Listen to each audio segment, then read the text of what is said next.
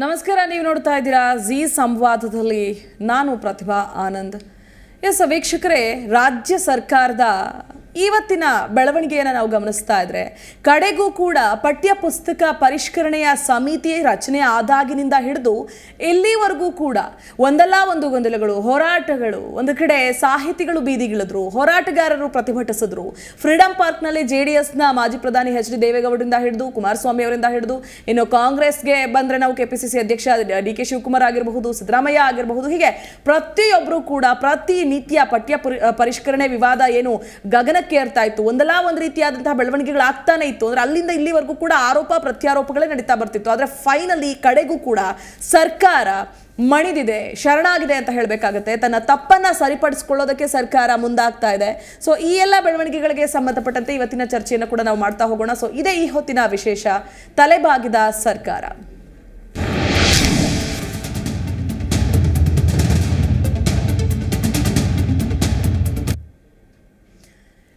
ತಲೆಬಾಗಿದ ಸರ್ಕಾರ ಪಠ್ಯ ವಿವಾದಕ್ಕೆ ಬ್ರೇಕ್. ಅಂದ್ರೆ ಏನು, ರಾಜ್ಯ ಸರ್ಕಾರದ ಒಂದಷ್ಟು ನಡೆಗಳಿತ್ತು, ಇದೆಲ್ಲವೂ ಕೂಡ ವಿರೋಧ ಪಕ್ಷಗಳಿಗಾಗಿರಬಹುದು, ಸಾಹಿತಿಗಳಿಗಾಗಿರಬಹುದು, ಹೋರಾಟಗಾರರಿಗೆ ಒಂದು ರೀತಿ ಏನು ಕೆಂಡದ ರೀತಿ ಉಳೋ ಹಾಗಿಲ್ಲ, ನುಂಗೋ ಹಾಗಿಲ್ಲ ಅನ್ನೋ ಪರಿಸ್ಥಿತಿಯನ್ನ ರಾಜ್ಯ ಸರ್ಕಾರದ ನಡೆ ಅಂತ ಹೇಳಬೇಕಾಗುತ್ತೆ. ಇನ್ನು ವ್ಯಾಪಕ ವಿರೋಧಕ್ಕೆ ಫೈನಲಿ ಸರ್ಕಾರ ಅಂದ್ರೆ ಬೊಮ್ಮಾಯಿ ಸರ್ಕಾರ ಮಣಿತಾ, ಅಥವಾ ಮುಂದಿನ ದಿನಗಳಲ್ಲಿ ಈ ಒಂದು ವಿವಾದವನ್ನ ಮುಂದಿಟ್ಕೊಂಡು ಮುಂಬರುವಂತಹ ಚುನಾವಣೆಯನ್ನ ಗಮನದಲ್ಲಿಟ್ಕೊಂಡು ಹೊಡೆತ ಬೀಳಬಾರ್ದು, ಒಂದಷ್ಟು ಪಂಗಡಗಳ ಓಟನ್ನ ಸೆಳಿಬೇಕಾಗತ್ತೆ.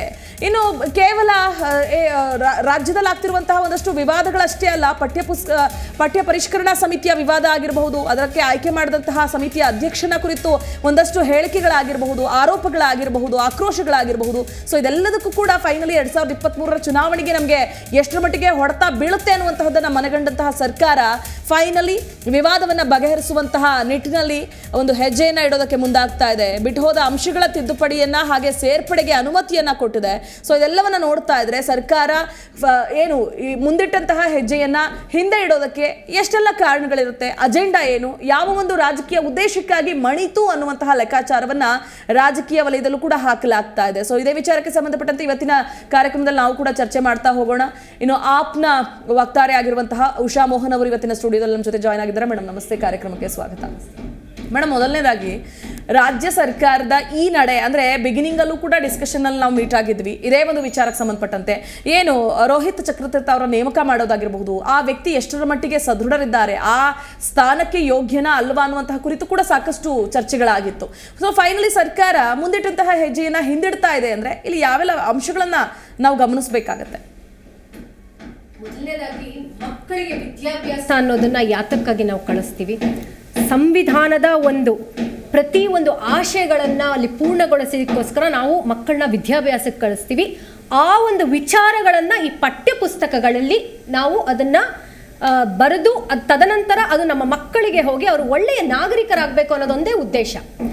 ಇದರಲ್ಲಿ ಇತ್ತೀಚೆಗೆ ಅಂದರೆ ಈ ಹಿಂದೆ ಇದ್ದಂತಹ ಸುರೇಶ್ ಕುಮಾರ್ ಅವರು ಏನು ಶಿಕ್ಷಣ ಮಂತ್ರಿಗಳಾದಂತಹ ಸಂದರ್ಭದಲ್ಲಿ ಆಗಿರ್ಬೋದು, ಅಥವಾ ಈಗ ನಾಗೇಶ್ ಅವರ ಸಂದರ್ಭದಲ್ಲೂ ರೋಹಿತ್ ಚಕ್ರತೀರ್ಥ ಅವರನ್ನ ನೇಮಕ ಮಾಡ್ತಾರೆ. ಈ ಹಿಂದೆ ಬರಗೂರು ರಾಮಚಂದ್ರಪ್ಪ ಅವರ ಇದ್ರು, ಅವರ ಒಂದು ಸಮಿತಿಯ ಯಾವ ರೀತಿ ಪಠ್ಯ ಪುಸ್ತಕಗಳಿತ್ತು ಅಂತ ಅಂದರೆ ಬಹಳಷ್ಟು ಮಕ್ಕಳಿಗೆ ತಲುಪಬೇಕಾದಂಥ ವಿಚಾರಗಳು ಸಾಕಷ್ಟು ಅದರಲ್ಲಿ ಅಡಗಿತ್ತು. ಆದರೆ ಇವರ ರೋಹಿತ್ ಚಕ್ರತೀರ್ಥ ಅವರ ಪಠ್ಯ ಪುಸ್ತಕ ಸಮಿತಿಯಲ್ಲಿ ಬಹಳಷ್ಟು ಇವರ BJP ಅಥವಾ RSS ಅವರ ಹಿಂದುತ್ವದ ಅಜೆಂಡಾನ ಬಹಳ ಚೆನ್ನಾಗಿ ಇವರು ಅದರಲ್ಲಿ ಮೂಡುವಂತಹ ಒಳ್ಳೆಯ ಕೆಲಸಗಳನ್ನು ಮಾಡಬೇಕು ಅನ್ನೋ ಉದ್ದೇಶದಿಂದ, ಅದನ್ನು ಪ್ರತಿಯೊಬ್ಬ ಮಗುವಿಗೂ ತಲೆಯಲ್ಲಿ ತುಂಬಬೇಕು ಅನ್ನೋ ಉದ್ದೇಶದಿಂದ ಸಾಕಷ್ಟು ವಿಚಾರಗಳನ್ನು ಕೈಬಿಟ್ಟು ಎಂತೆಂಥ ಗಣ್ಯರ ವ್ಯಕ್ತಿಗಳ ವಿಚಾರ ಅಂದರೆ ಅಂಬೇಡ್ಕರ್ ಅವರಿಗೆ ಅವಮಾನ ಮಾಡಿದ್ರು, ಬಸವಣ್ಣನವರ ಹೇಳಿಕೆಗಳಾಗಿರ್ಬೋದು, ಅವರಿಗೆ ಸಂಬಂಧಪಟ್ಟಂಥ ಪಠ್ಯಗಳು. ಅದಾದ ನಂತರ ಕೆಲವು ನಮ್ಮ main civilisation, Hindu Harappa civilisation ಅಂತೀವಿ, ಆ ಸಿವಿಲೈಸೇಷನ್ನೇ ಇವರು ಬದಲಾಯಿಸಿ ಸಿಂಧು ಸರಸ್ವತಿ ಸಿವಿಲೈಸೇಷನ್ ಅಂತ ಮಾಡ್ತಾರೆ.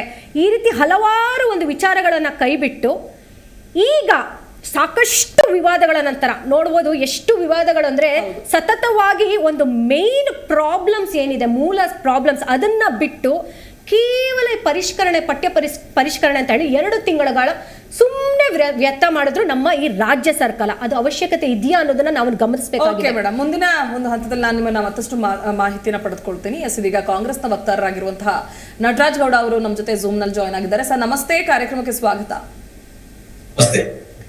ಸರ್, ಫಸ್ಟ್ ರಿಯಾಕ್ಷನ್ ಏನ್ ಕೊಡ್ತೀರಿ? ಫೈನಲಿ ವಿರೋಧ ಪಕ್ಷಗಳಾಗಿರಬಹುದು, ಹೋರಾಟಗಾರರು, ಸಾಹಿತಿಗಳು, ಹಾಗೆ ರಾಷ್ಟ್ರೀಯ ಪಕ್ಷ ಕಾಂಗ್ರೆಸ್, ಮತ್ತೊಂದು ಕಡೆ JDS ನ ಒಂದು ಹೋರಾಟ ಆಗಿರಬಹುದು, ಹೀಗೆ ಫೈನಲಿ ಎಲ್ಲರ ಒಂದು ವಿರೋಧದ ನಡುವೆ ಸರ್ಕಾರ ತಲೆಬಾಗಿದೆ, ಶರಣಾಗತಿಯನ್ನ ಒಪ್ಕೊಂಡಿದೆ, ಬದಲಾವಣೆ ತಿದ್ದುಪಡಿ ಮಾಡ್ತೀವಿ ಅನ್ನೋ ವಿಚಾರಕ್ಕೆ ಸಂಬಂಧಪಟ್ಟ ಹಾಗೆ ಏನ್ ನಿಮ್ಮ ಫಸ್ಟ್ ರಿಯಾಕ್ಷನ್ ಇದಕ್ಕೆ? ಅವ್ರಿಗೆ ಬುದ್ಧಿ ಬಂದಿದೆ ಅಂತ ಭಾವಿಸೋಣ. ಸರ್ಕಾರಕ್ಕೆ ಬುದ್ಧಿ ಬಂದಿದೆ, ತಮ್ಮ ತಪ್ಪಿನ ಅರಿವಾಗಿದೆ ಅಂತ ಭಾವಿಸೋಣ. ತಮ್ಮ ತಪ್ಪಿನ ಅರಿವಾಗಿರೋದು ಯಾವ ರೀತಿ? ಈಗ ಅದನ್ನ ಅವರು ಹಿಂಪಡೆದು ಅದನ್ನ ಬದಲಾವಣೆ ಮಾಡ್ತೀವಿ ಅಂತ ಹೇಳಿದ್ದಾರೆ. ತಪ್ಪನ್ನು ಮಾಡಿದವ್ರು ಯಾರು? ಅವ್ರಿಗೆ ಏನ್ ಶಿಕ್ಷೆ? ಅವರು ತಪ್ಪು ಮಾಡ್ತಾ ಇರ್ತ ನಮ್ಗೆ ಗೊತ್ತಿತ್ತು. ಈಗ ಅವರು ಯೂಟರ್ನ್ ಹೊಡೆದಿದ್ದಾರೆ, ಮುಂದಿಟ್ಟ ಹೆಜ್ಜೆ ಹಿಂದಾಕಿದ್ದಾರೆ ಅಂದ್ರೆ ಅವ್ರು ತಪ್ಪು ಮಾಡಿದ್ದಾರೆ ಅಂತ ಅರ್ಥ. ಅವರೇ ಒಪ್ಕೊಂಡ್ ಹಾಗೆ ತಪ್ಪು ಒಪ್ಕೊಂಡಿಲ್ಲ. ಏನು ಅಚಾತುರ್ಯದಲ್ಲಿ ಆಗೋ ತಪ್ಪು ಬೇರೆ, ಏನು ನಮಗೆ ಗೊತ್ತಿಲ್ಲ, ನಮ್ಗೆ ಅರಿವಿಲ್ಲದೆ ಅಚಾತುರ್ಯ ಆಗ್ಬಿಟ್ಟಿದೆ, ಅದು ಟೈಪೋ ಏನಾದ್ರು ಆತ ಕೇಳ್ಕೊಂಡು ಮಾಡೋ ತಪ್ಪು ಬೇರೆ. ಉದ್ದೇಶ ಪೂರ್ವಕವಾಗಿ ಮಾಡುವ ತಪ್ಪಿಗೆ ಇದು ತಪ್ಪಲ್ಲ, ಅಪರಾಧ ಅಂತ ನಾವು ಹೇಳ್ತೀವಿ. ಒಬ್ಬ ಜವಾಬ್ದಾರಿಯುತ ಸರ್ಕಾರ, ರಾಜ್ಯದ ಜನರನ್ನ ಆಳೋದಕ್ಕೆ ಬಂದಂತಹ ಜನಪ್ರತಿನಿಧಿಗಳು ಈ ರೀತಿ ಬೇಜವಾಬ್ದಾರಿನೋ ಅಚಾತುರ್ಯ ಆಗೋಗಿದೆ, ಗೊತ್ತಿಲ್ಲದೆ ತಪ್ಪಾಗೋಗಿದೆ ಅನ್ನೋದಕ್ಕೆ ಏನ್ ಚಿಕ್ಕ ಪುಟ್ಟ ವಿಚಾರನ ಸರ್ ಇದು? ಮಕ್ಕಳಿಗೆ ವಿದ್ಯಾದಾನ ಮಾಡೋ ವಿಚಾರ ಇದು. ಯಾರು ಪಠ್ಯ ಪುಸ್ತಕ ಈ ಪರಿಷ್ಕರಣಾ ಸಮಿತಿ ಅಧ್ಯಕ್ಷನ್ ಮಾಡೋದನ್ನ ಅವ್ರು ಮಾಡಿದ ಮೊದಲಿನಿಂದ ನಾವ್ ಹೇಳಿದ್ವಿ, ಇವ್ರು ಬಂದಿರೋದು ಕುತಂತ್ರ ಮಾಡ್ಲಿಕ್ಕೆ, ಸಂಚಲನ ಮಾಡ್ಲಿಕ್ಕೆ. ಆಮೇಲೆ ಯಾಕಂದ್ರೆ ಆತ ಬರೋಕ್ ಮುಂಚೆನೆ ಕುವೆಂಪುರವರಿಗೆ ಅವಮಾನ ಮಾಡಿದ್ದ, ಆತ ಅಲ್ಲಿ ಬರಕ್ ಮುಂಚೆನೆ ಅಂಬೇಡ್ಕರ್ ಅವರಿಗೆ ಅವಮಾನ ಮಾಡಿದ್ದ, ಆತ ಅಲ್ಲಿ ಬರಕ್ ಮುಂಚೆನೆ ನಾಡ ಧ್ವಜಕ್ಕೆ ಅವಮಾನ ಮಾಡಿದ್ದ, ನಾಡ ಗೀತೆಗೆ ಅವಮಾನ ಮಾಡಿದ್ದ. ಅವನು ನಾಡ ಧ್ವಜ, ನಾಡ ಗೀತೆ, ರಾಷ್ಟ್ರಕವಿ ಕುವೆಂಪು ಅಥವಾ ಅಂಬೇಡ್ಕರ್ ಅವರ ಮೇಲೆ ಗೌರವ ಇಲ್ಲದ ವ್ಯಕ್ತಿ ಅಲ್ಲಿ ಬಂದು ಕೂತ್ಕೊಂಡು ಏನ್ ಮಾಡ್ತಾನೆ? ಅವ್ರಿಗೆ ಅಗೌರವನ್ನೇ ನನಗೆ ಕೊಟ್ಟಿರ್ತಕ್ಕಂಥ ಅಧಿಕಾರ ಬಳಸ್ಕೊಂಡು ಮಾಡ್ತಾನೆ. ಅಧಿಕಾರ ಇದ್ದಾಗಲೇ ಅವ್ರು ಅಷ್ಟರ ಮಾಡ್ತಾ ಇದ್ರು, ಅಧಿಕಾರ ದುರುಪಯೋಗಪಡಿಸ್ಕೊಂಡು ಮಾಡ್ತಾನೆ. ಇದು ನಮ್ಗೆ ಗೊತ್ತಿತ್ತು, ನಾವು ಹೇಳಿದ್ವಿ, ನಾವು ಸರ್ಕಾರಕ್ಕೆ ವಿನಂತಿ ಮಾಡಿದ್ವಿ, ಇಲ್ಲ ನೀವು ಮಾಡ್ತಾ ಇರೋ ಸರಿ ಇಲ್ಲ. ಆದ್ರೆ ಆ BC ನಾಗೇಶ್ ಅನ್ನೋ ಶಿಕ್ಷಣ ಸಚಿವರು ಇದ್ದಾರಲ್ಲ, ದಪ್ಪ ಚರ್ಮದ ವ್ಯಕ್ತಿ ಆತ. ಆ ದಪ್ಪ ಚರ್ಮದ ವ್ಯಕ್ತಿಗೆ ಯಾರು ಹೇಳಿದ್ದು ಕಿವಿಗೆ ಹೇಳಿದ್ದು ಕೇಳಿಸಲ್ಲ, ಅದ್ರಿಗೆ ಕಣ್ ಕಾಣಿಸಲ್ಲ, ನಾವ್ ಹೇಳಿದಕ್ಕೆ ಸ್ಪಂದಿಸುವ ಬಾಯಿ ಇಲ್ಲ. ಆ ವ್ಯಕ್ತಿಗೆ ನಾವು ಮತ್ತೆ ಹೇಳಿದ್ರು ಕೂಡ ಮಾಡ್ಲಿಲ್ಲ. ಅವ್ರು ಉದ್ದೇಶ ಪೂರ್ವಕವಾಗಿ ನಾಗಪುರದ ಅಜೆಂಡಾಗಳಿಗೆ, ನಾಗಪುರ ಸಂಘಟನೆಯ ಅಜೆಂಡಾಗಳಿಗೆ ಕೆಲಸ ಮಾಡ್ಲಿಕ್ಕೋಸ್ಕರ ಈ ತರ ಒಂದು ಕುತಂತ್ರವನ್ನು ಮಾಡಿದ್ರು. ಆಮೇಲೆ ಏನ್ ಅನ್ಕೊಂಡ್ರು, ನಾವು ಸೈಲೆಂಟ್ ಆಗ್ಬಿಡ್ತೀವಿ, ಜನ ಕೂಗಾಡ್ಕೊಂಡು ಸುಮ್ಮನೆ ಆಗ್ಬಿಡ್ತಾರೆ, ನಾವು ಸೈಲೆಂಟ್ ಆಗಿ ನಮ್ ಕೆಲಸ ನಾವು ಮಾಡೋಣ ತಿಳ್ಕೊಂಡ್ಬಿಟ್ರು. ಆದ್ರೆ ಜನ ಸುಮ್ಮನಾಗ್ಲಿಲ್ಲ.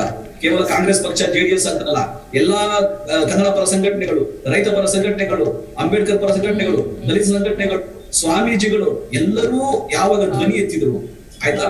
ಯಾಕಂದ್ರೆ ಅವ್ರು ಮಾಡೋದು ಸಣ್ಣ ಪುಟ್ಟ ತಪ್ಪಲ್ಲ, ಇದು ಅವ್ರು ಮಾಡೋದು ಬಹಳ ಉದ್ದೇಶಪೂರ್ವಕವಾಗಿ ಮಾಡ್ತಿರೋದು ಸಂಚು, ಕುತಂತ್ರ ಹೆಂಗಂದ್ರೆ ಈ ನಾಡಿನ ದಾರ್ಶನಿಕರಾಗಿ ಉಳಿಯಬಾರದು. ಕುವೆಂಪುರವರು ವಿಶ್ವಮಾನವ ಸಂದೇಶವನ್ನು ಸಾಗಿದ್ದಾರೆ, ಅದು ಮುಂದಕ್ಕೆ ದೊಡ್ಡ ಮಟ್ಟದಲ್ಲಿ ಆಗ್ಬಾರ್ದು. ಅದು ಕವಿ ಅಂತ ಹೇಳಿ ಮುಳುಗು ಮಾಡಬೇಕು. ಮನುಜ ಪದ, ವಿಶ್ವಪದ ಅಂತ ಯಾರಿದ್ದು? ಕುವೆಂಪುರವರು, ಆಯ್ತಾ? ಅದು ದೊಡ್ಡ ಪ್ರಚಾರಕ್ಕೆ ಬರಬಾರ್ದು. ಆಮೇಲೆ ಕುವೆಂಪುರವರಿಗೆ ಆ ಮಾನ್ಯತೆ ಸಿಗಬಾರದು. ಯಾಕಂದ್ರೆ ಅವ್ರು ಯಾವತ್ತೂ ಈ ಬ್ರಾಹ್ಮಣ್ಯದ ವಿರುದ್ಧ, ಈ ಬಹಳ ಮೂಲಭೂತವಾದಿಗಳ ವಿರುದ್ಧವಾದ ಹೋರಾಟ ಮಾಡಿದಂತವ್ರು. ಅಂದ್ರೆ ಅವರ ವಿಚಾರ ಆ ರೀತಿ ಇತ್ತು. ಬಸವಣ್ಣನವರು ಆ ಲಿಂಗಾಯತ ಸಮಾನತೆಗೋಸ್ಕರ ಎಲ್ಲ ಲಿಂಗಾಯತ ಮಾಡಿದ್ರು. ಯಾವ ಆ ಉಪನಯನವನ್ನ ತ್ಯಜಿಸಿ, ನನ್ನ ಅಕ್ಕನಿಗೆ ಮಾಡದಂತ ಉಪನಯನ ನನಗೆ ಯಾಕೆ ಅಂತ ಹೇಳಿ ಈ ಭೇದವನ್ನು ಒಪ್ಪಲ್ಲ ಅಂತ ಹೇಳಿ ತ್ಯಜಿಸಿ ಅವರು ಕೂಡಲ ಸಂಗಮಕ್ಕೆ ಹೋದವರು. ಇವ್ರೇನ್ ಹೇಳ್ತಾರೆ? ಉಪನಯನ ಮಾಡಿಸಿಕೊಂಡು ಮುಂದೋಗುದು ಅಂತ ಹೇಳ್ತಾರೆ. ಅಂದ್ರೆ ಇವರು ತಿದ್ದ ಕೊಟ್ರು. ಅವರು ಬ್ರಾಹ್ಮಣ್ಯ ವೈದಿಕ ಶಾಹಿ ಅಂತ ಹೇಳಿಗೋಸ್ಕರ ಹೊರಟ್ರು. ಇವರು ಬಸವಣ್ಣವರು ವೈದಿಕ ಅಂತ ಹೇಳಿಕೊಟ್ರು. ಆದ್ರೆ ವೈದಿಕ ಅಲ್ಲ ಬಸವಣ್ಣ ವಿಚಾರವಾದಿ, ಬಸವಣ್ಣ ಸಮಾನತಾವಾದಿ. ಅದನ್ನ ಇವರು ಜನಕ್ಕೆ ಹೇಳ್ಬೇಕು. ಏನ್ ಇತಿಹಾಸದಲ್ಲಿ ಏನಿದೆ, ಯಾವ್ದನ್ನ ಜನ ಧಿಕ್ಕರಿಸಿ ಮುಂದಕ್ಕೆ ಬಂದ್ರು, ಪೂರ್ತಿ ಜನ ಧಿಕ್ಕರಿಸಿ ಬಸವಣ್ಣ ಈಚೆ ಬಂದದ್ದು, ಅಲ್ಲಿನ ಮೂಢನಂಬಿಕೆಗಳನ್ನ ಧಿಕ್ಕರಿಸಿ ಈಚೆ ಬಂದದ್ದು, ಅದನ್ನ ಹೇಳ್ಬೇಕು ಜನತೆಗೆ. ಯಾಕಂದ್ರೆ ಮುಂದಿನ ಭವಿಷ್ಯದವರು ಏನಂದ್ರೆ, ನಮ್ಮಲ್ಲಿ ಈ ನಾಡಿನಲ್ಲಿ ಇಬ್ಬರು ದಾರ್ಶನಿಕರು ಬಂದಿದ್ರು, ಬಸವಣ್ಣನವರು, ಕುವೆಂಪುರವರು ತಿಳ್ಕೊಂಬೇಕು ಜನ. ಅದನ್ನ ಬಿಟ್ಬಿಟ್ಟು ನೀವು ಅದೆಲ್ಲ ಬಿಟ್ಬಿಟ್ಟು ಅವ್ರು ಯಾರೋ ಒಬ್ರು RSS ಪ್ರಚಾರಕನ್ನ ಅವನ್ನ ಇಂಟ್ರೊಡ್ಯೂಸ್ ಮಾಡ್ತೀವಿ, ಅರೆ ಸ್ವಾಮಿ ಯಾರು ಮಾಡಿ, ಅದು ಇಲ್ಲಿದವ್ರಿಗೆ ಅಗೌರವ ತೋರಿಸ್ಬೇಕು. ಇಲ್ಲಿರೋ ಇತಿಹಾಸ ಅಂತ ಇರ್ಬಾರ್ದು. ನಾರಾಯಣ ಗುರು ಮೇಲೆ ನಂಬಿಕೆ ಇಲ್ಲ. ಓಕೆ, ಟಿಪ್ಪು ಸುಲ್ತಾನ್ ಮೇಲೆ ನಿಮ್ಗೆ ನಂಬಿಕೆ ಇಲ್ಲ. 2012 ಎಲ್ಲರೂ ಮೆರಿತಾ ಇದ್ರು ಬಿಜೆಪಿಯವರು. ಜಗದೀಶ್ ಶೆಟ್ಟರ್ ಅವರು ಬಂದಿದ್ದಾರೆ, ಟಿಪ್ಪು ಸುಲ್ತಾನ್ ಅಪ್ರತಿಮ ವೀರ ನಾಯಕ, ಟಿಪ್ಪು ಸುಲ್ತಾನ್ ದೇಶಭಕ್ತ ಅಂತ ಬಂದಿದ್ದಾರೆ. ಜಗದೀಶ್ ಶೆಟ್ಟರ್ ತಮ್ಮ ಕೈಯಾರ ಬಂದಿದ್ದಾರೆ. ಅವರೇ ಪ್ರಿಂಟ್ ಮಾಡಿ ಬಿಟ್ಬಿಟ್ಟಿದ್ದಾರೆ, ಸರ್ಕಾರಿ ದುಡ್ಡಲ್ಲಿ ಬಿಟ್ಬಿಟ್ಟಿದ್ದಾರೆ. ಹಂಗಿದ್ದರು ಈ ತಕ್ಷಣ ಇವ್ರಿಗೆ 2014 ನಂತರ ಈ ನಾಗಪುರದ ಅಜೆಂಡಾ ಬಂದ ಮೇಲೆ ನಂತರ ಇವ್ರು ಸಂಪೂರ್ಣವಾಗಿ ಸಂವಿಧಾನಕ್ಕೆ ನಿಷ್ಠೆಯನ್ನು ಬಿಟ್ಬಿಟ್ಟು ನಾಗಪುರಕ್ಕೆ ನಿಷ್ಠೆಯನ್ನು ತೋರ್ಕೊಂಡು ಇಲ್ಲಿನ ನಮ್ಮ ಸಂಸ್ಕೃತಿ, ನಮ್ಮ ಪರಂಪರೆ, ನಮ್ಮ ಇತಿಹಾಸ, ನಮ್ಮ ಮಕ್ಕಳ ಭವಿಷ್ಯ ಅದ್ರ ಬಗ್ಗೆ ಯೋಚನೆ ಮಾಡಿದ್ರೆ ಕೇವಲ ಅಜೆಂಡಾಗಳಿಗಾಗಿ ಇವ್ರು ಕೆಲಸ ಮಾಡಿದ್ರು. ಇದು ಸಂಚು ಮಾಡಿದ ಅಪರಾಧ. ಈ ಅಪರಾಧಕ್ಕೆ ಶಿಕ್ಷೆ ಆಗಲೇಬೇಕು. ಇವತ್ತಲ್ಲ ನಾಳೆ ನಾವು ಈಗ ಸದನದಲ್ಲೂ ನಮ್ಮಲ್ಲಿ ಹೋರಾಟ ಮಾಡ್ತಾರೆ. ನಮ್ಮ ನಾಯಕ, ನಮ್ಮ ಮನೆ ಡಿ ಕೆ ಶಿವಕುಮಾರ್ ಅವರು, ನಮ್ಮ ಸಿದ್ದರಾಮಯ್ಯನವರು ಸದನದಲ್ಲಾದ್ರೂ ಹೋರಾಟ ಮಾಡ್ತಾರೆ. ಸಚಿವ ನಾಗೇಶ್ ಅವರು ರಾಜೀನಾಮೆ ಕೊಡ್ಲೇಬೇಕು. ಅವ್ರು ತಪ್ಪನ್ನು ಅವ್ರು ಒಪ್ಕೊಂಡಿದ್ದಾರೆ, ಕ್ಷಮೆ ಯಾಚಿಸ್ಬೇಕು. ಬೊಮ್ಮಾಯಿ ಅವರು ರಾಜ್ಯದ ಜನತೆಗೆ ಕ್ಷಮೆ ಯಾಚಿಸ್ಬೇಕು. ಬೊಮ್ಮಾಯಿ ಅವರು ಮಠಾಧೀಶರ ಕ್ಷಮೆ ಯಾಚಿಸ್ಬೇಕು. ಕನ್ನಡ ಪರ ಸಂಘಟನೆಗಳ ಕ್ಷಮೆ ಯಾಚಿಸ್ಬೇಕು. ಬಸವಣ್ಣನ ಅನುಯಾಯಿಗಳ ಕ್ಷಮೆ ಯಾಚಿಸ್ಬೇಕು. ಕ್ಷಮೆ ಯಾಚಿಸದಲ್ಲೇ ಇದ್ರೆ ಈ ನಾಡಿಗೆ ಅವ್ರು ಒಳ್ಳೆ ಮೆಸೇಜ್ ಅನ್ನು ಕೊಡಕ್ ಆಗೋದಿಲ್ಲ, ಸಂದೇಶ ಕೊಡಕ್ಕೆ ಸಾಧ್ಯ ಆಗೋದಿಲ್ಲ. ನಟರಾಜ್ ಅಪರಾಧವನ್ನ ಎಲ್ಲೋ ಒಂದು ಕಡೆ ಸಾಧು ಸಂತರು, ಸ್ವಾಮೀಜಿಗಳು, ಶಿವಶರಣರು, ಒಂದು ಕಡೆ ಹೋರಾಟಗಾರರು, ಸಾಹಿತಿಗಳು, ಅಂಬೇಡ್ಕರ್ ವಾದಿಗಳು, ಹಿಂದುಳಿದ ವರ್ಗದವರು ಇವರೆಲ್ಲರೂ ಕೂಡ ಬೀದಿಗೆ ಇಳಿಲಿಲ್ಲ ಅಂತ ಆಗಿದ್ರೆ ಸರ್ಕಾರದ ಹಿಟ್ಲರ್ ನಡೆ ಏನಿದೆಯಲ್ಲ, ನಾನು ಮಾಡಿದ್ದೆ ಸರಿ, ನಾನು ಮಾಡಿದ್ದೆ ರೈಟ್, ನಾನು ಹಾಕಿದ್ದ ಹಾದಿಯಲ್ಲಿ ನೀವೆಲ್ಲ ನಡಿಬೇಕು ಅನ್ನುವಂತಹ ಒಂದು ರೀತಿಯಾದಂತಹ ಗರ್ವದ ನಡೆ ಇತ್ತಲ್ಲ, ಇದೆಲ್ಲ ಒಂದು ಕಡೆ ಇದು ಭಕ್ತಿರ್ಲಿಲ್ವಾ ಅಂತ ಎಲ್ಲರೂ ಕೂಡ ಬೀದಿಗಿಳಿದು ಯಾವಾಗ ನಾವು ಎಲ್ಲವನ್ನು ಕೂಡ ಖಂಡಿಸ್ತೀವಿ, ನೀವು ನೋಡ್ಕೊಂಡ ಕೈ ಕಟ್ಕೊಂಡು ಕುಳಿತುಕೊಳ್ಳೋದಕ್ಕಾಗಲ್ಲ, ನಮ್ಮ ವಿದ್ಯಾರ್ಥಿಗಳಿಗೆ, ನಮ್ಮ ಮಕ್ಕಳಿಗೆ ಏನ್ ಕೊಡ್ತಿದ್ದೀರಾ ನೀವು ಅನ್ನೋದನ್ನ ಅರಿತು ಈ ನಾಡಿನ ಜನತೆ ಎಚ್ಚೆತ್ತರಲ್ಲ, ಇದೆಲ್ಲ ಒಂದು ಕಡೆ ಹೊಡ್ತಾ ಬೀಳುತ್ತೆ ಅನ್ನುವಂತಹದ ಅರಿತು ಭಯ ಅಂದ್ರೆ ಹೆದರಿ ಮುಂದಿಟ್ಟ ಹೆಜ್ಜೆ ಹಿಂದೆ ಹಾಕಿದ್ರು ಅಂತ ಅಂದ್ರೂ ತಪ್ಪಾಗ್ಲಿಕ್ಕಿಲ್ಲ ಅನ್ಸುತ್ತೆ ಈ ಕ್ಷಣದಲ್ಲಿ. ಖಂಡಿತ. ಏನಾಗ್ಬಿಡುತ್ತೆ ಅಂದ್ರೆ ಅವ್ರೇನ್ ಅನ್ಕೊಂಡ್ಬಿಟ್ರು ಅಂದ್ರೆ ಬಿಜೆಪಿ ಸರ್ಕಾರ, ಬಿಜೆಪಿ ನಾಯಕರುಗಳು ಅಥವಾ ಸಚಿವರುಗಳೆಲ್ಲ ಅಂದ್ರೆ ಅವೆಲ್ಲ ಎಮ್ಮೆ ಚರ್ಮದವರು.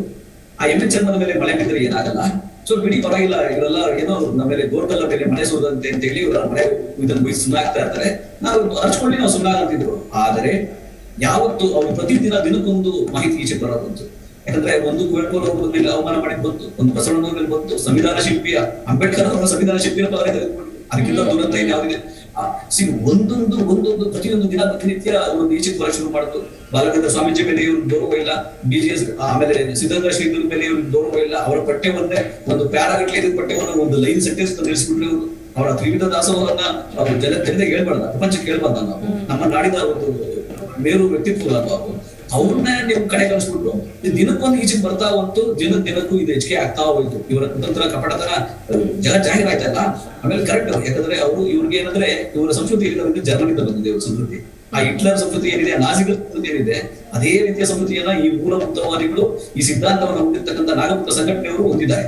ಅವರು ಅದೇ ರೀತಿ ಇರ್ತಿದ್ರು. ಹೋರಾಟ ಹೆಚ್ಚಿಗೆ ಆಗಿಲ್ಲ ಅಂದಿದ್ರೆ, ಈ ಮಾಧ್ಯಮದವರು ಜನಗೆ ಸಕಾರಾತ್ಮಕವಾಗಿ ಜನತೆಗೆ ತೋರಿಸಿಲ್ಲ ಅಂತಿದ್ರೆ ಖಂಡಿತವಾಗಿ ಇವರು ಗೊತ್ತಿರಲಿಲ್ಲ, ಇವರು ಭಕ್ತಿರಲಿಲ್ಲ. ಇವರು ಇಡೀ ರಾಜ್ಯದಲ್ಲಿ ವಿವಿಧ ವರ್ಗದ ಜನಗಳಿಂದ, ಮಠಾಧೀಶಗಳಿಂದ, ಎಲ್ಲಾ ಸಂಘಟನೆಗಳಿಂದ ಹೋರಾಟ ಬಂದ ಮೇಲೆ ಮಾತ್ರ ಇವರು ಎಚ್ಚೆತ್ತುಕೊಂಡು ನಾವು ತಪ್ಪಾಗಿದೆ ತಿದ್ದುಕೊಳ್ತೀವಿ ಅಂತ ಹೇಳ್ತಾ ಇದ್ದಾರೆ ಹೊರತು ನಮ್ಮ ಅಪರಾಧ ಆಗಿದೆ ನಾವು ಶಿಕ್ಷೆ ಕೊಡ್ತೀವಿ ಅಂತ ಹೇಳ್ತಾ ಇಲ್ಲ. ಇಲ್ಲ ಆಗಿರೋದು ಅಪರಾಧ, ಉದ್ದೇಶಪೂರ್ವಕವಾದ ಮಾಡಂತ ಸಂಚಿದು. ಇದಕ್ಕೆ ಏನ್ ಮಾಡ್ಬೇಕು ಅಂದ್ರೆ ಬೊಮ್ಮಾಯಿಯವರು ನಾಡಿನ ಜನತೆ ಕ್ಷಮೆ ಯಾಚಿಸ್ಬೇಕು. ಕ್ಷಮೆ ಯಾಚಿಸದಲ್ಲೇ ನಾಗೇಶ್ ಅವ್ರನ್ನ ವಜಾ ಮಾಡ್ಬೇಕು. ಅವ್ನ ಯಾರೋ ಕಿಡಿಗೇಡಿದ್ರಲ್ಲ ಅವನ ಒದ್ದು ಒಳಗಾಕ್ಬೇಕು. ಯಾರು ಪಠ್ಯಕ್ರಮದ ಅಧ್ಯಕ್ಷ ಆಗಿದ್ನಲ್ಲ, ಸಮಿತಿ ಅಧ್ಯಕ್ಷ, ಅವನ್ನ ಒದ್ದು ಒಳಗಾಕ್ಬೇಕು. ಸುಮ್ಮನೆ ಇಲ್ಲ, ಯಾಕಂದ್ರೆ ಅವ್ರ ಮೇಲೆ ದೂರಗಳು ಬಹಳ ಕಂಪ್ಲೇಂಟ್ ಕೊಟ್ಟಿದೀವಿ ನಾವು, ಬಹಳ ಕಡೆ ಕಮಿಷನರ್ ಕಂಪ್ಲೇಂಟ್ ಕೊಟ್ಟಿದೀವಿ. ಆಯ್ತಾ, ಇದಕ್ಕಿಂತ ನಾವು ಜಾಸ್ತಿ ಮಾಡಕ್ ಸಾಧ್ಯ ಇಲ್ಲ. ಅವ್ನೀಗ ಎಲ್ಲೋ ಅಡಿಕೊಂಡು ನೀವು ರಕ್ಷಣೆ ಕೊಡ್ತಾ ಇದ್ದಾರೆ. ಬಿಸಿ ನಾಗೇಶ್ ಅವರು ರಕ್ಷಣೆ ಕೊಡ್ತಾರೆ. ಯಾಕಂದ್ರೆ ಇವ್ರ ಸಂಚು ಬಯಲಾಗೋಯ್ತು. ಸೊ ಹಾಗಾಗಿ ನೀವೇ ಓಕೆ ಸರ್, ಮತ್ತೆ ನಾನು ಮಾತಾಡಿಸ್ತೀನಿ ನಿಮ್ಮನ್ನ. ಇದೀಗ ಬಿಜೆಪಿ ವಕ್ತಾರರಾದಂತಹ ರಾಘವೇಂದ್ರ ರಾವ್ ಅವರು ಸ್ಟುಡಿಯೋ ಜಾಯ್ನ್ ಆಗಿದ್ದಾರೆ. ಸರ್ ನಮಸ್ತೆ, ಕಾರ್ಯಕ್ರಮಕ್ಕೆ ಸ್ವಾಗತ. ಸರ್, ಮೊದಲನೇದಾಗಿ ಬಿಜೆಪಿ ವಕ್ತಾರರಾದಂತಹ ನಟರಾಜ್ ಗೌಡ ಅವರು ಸರ್ ಹೇಳ್ತಾ ಇದ್ರು, ಸೊ ಕಾಂಗ್ರೆಸ್ ವಕ್ತಾರರು ಹೇಳ್ತಾ ಇದ್ರು, ಬಿಜೆಪಿಯ ಈ ಒಂದು ನಡೆ ಅಂದ್ರೆ ಈ ಉದ್ದೇಶ ಏನಿದೆಯಲ್ಲ, ಇದು ಬೇಕು ಅಂತ ಗೊತ್ತಿದ್ದೇ ಮಾಡಿದಂತಹ ಅಪರಾಧ. ಈ ಅಪರಾಧಕ್ಕೆ ಬಿಸಿ ನಾಗೇಶ್ ಅವರ ರಾಜೀನಾಮೆ ಆಗಬೇಕು, ರಾಜ್ಯದ ಜನರ ಮುಂದೆ ಬೊಮ್ಮಾಯಿ ಅವರು ಕ್ಷಮೆ ಯಾಚಿಸಬೇಕು ಅಂತಿದ್ದಾರೆ. ಏನು ತಮ್ಮ ಫಸ್ಟ್ ರಿಯಾಕ್ಷನ್ ಇದೆ? ಯಾವ ರೀತಿಯಾದಂಥ ಅಪರಾಧ ಆಗಿದೆ? ಮೊದಲನೇದಾಗಿ ಅಪರಾಧ ಅಂತಂದ್ರೆ ಏನು, ಅದರ ಒಂದು ಡೆಫಿನಿಷನ್ ಏನು, ಯಾವ ರೀತಿಯಾಗಿ ಇವರು ಯಾವ ಹಿನ್ನೆಲೆಯಲ್ಲಿ ಈ ರೀತಿಯಾದಂಥ ಒಂದು ಒತ್ತಾಯವನ್ನು ಮಾಡ್ತಿದ್ದಾರೆ, ಆಗ್ರಹಿಸ್ತಾ ಇದ್ದಾರೆ. ಕೆ ಜೆ ಜಾರ್ಜ್ರವರು ಮಾಡಿದಂಥ ಅಪರಾಧವನ್ನೇನು ಮಾಡಿಲ್ವಲ್ಲ ಅವರ ಸರ್ಕಾರದಲ್ಲಿ. ಕೆ ಜೆ ಜಾರ್ಜ್ ಒಂದು ನಿಮಿಷ, ಈಗೇನು ಅಪರಾಧ ಅಲ್ವಲ್ಲ ಇದು? ಅಪರಾಧ ಏನು ಕ್ರಿಮಿನಲ್ ಅಪರಾಧ ಇದೆಯಾ? ಇವ್ರು ಹೇಳಿದಾಗ ವಜಾ ಮಾಡಲಿಕ್ಕೆ ಮಕ್ಕಳ ತಲೆಯಲ್ಲಿ ಕ್ರಿಮಿನಲ್ ಅಪರಾಧವೇ? ಯಾವ ರೀತಿಯಾದಂಥದ್ದಿದೆ? ಒಂದೆರಡು ನಿಮಿಷ ನನಗೆ ಅಡೆತಡೆ ಇಲ್ಲದಂತ ಮಾತಾಡ್ಲಿಕ್ಕೆ ಬಿಡಿ. ಮುಡಂಬಡಿತ್ತಾಯ ಅವರ ಒಂದು ಅವಧಿಯಲ್ಲಿ ಕುವೆಂಪುರವರ 8 ಪಠ್ಯಗಳು ಇದ್ವು ಕನ್ನಡದಲ್ಲಿ. ನಂತರ 7ಕ್ಕೆ ಇಳಿಸಿರು ಬರಗೂರು ರಾಮಚಂದ್ರಪ್ಪನವರ ಅವಧಿಯಲ್ಲಿ. ಇವಾಗ 10ಕ್ಕೆ ಹತ್ತಿಸಿದ್ದೇವೆ. 8 ಇದ್ದಿದ್ದು 7 ಆಯಿತು, 7 ಇದ್ದಿದ್ದು 10ಕ್ಕೆ ಬಂದಿದೆ. ಕುವೆಂಪುರವರ ಒಂದು ಪದ್ಯಗಳು, ಪಾಠಗಳು. ಅದು ಅಪರಾಧವೇ?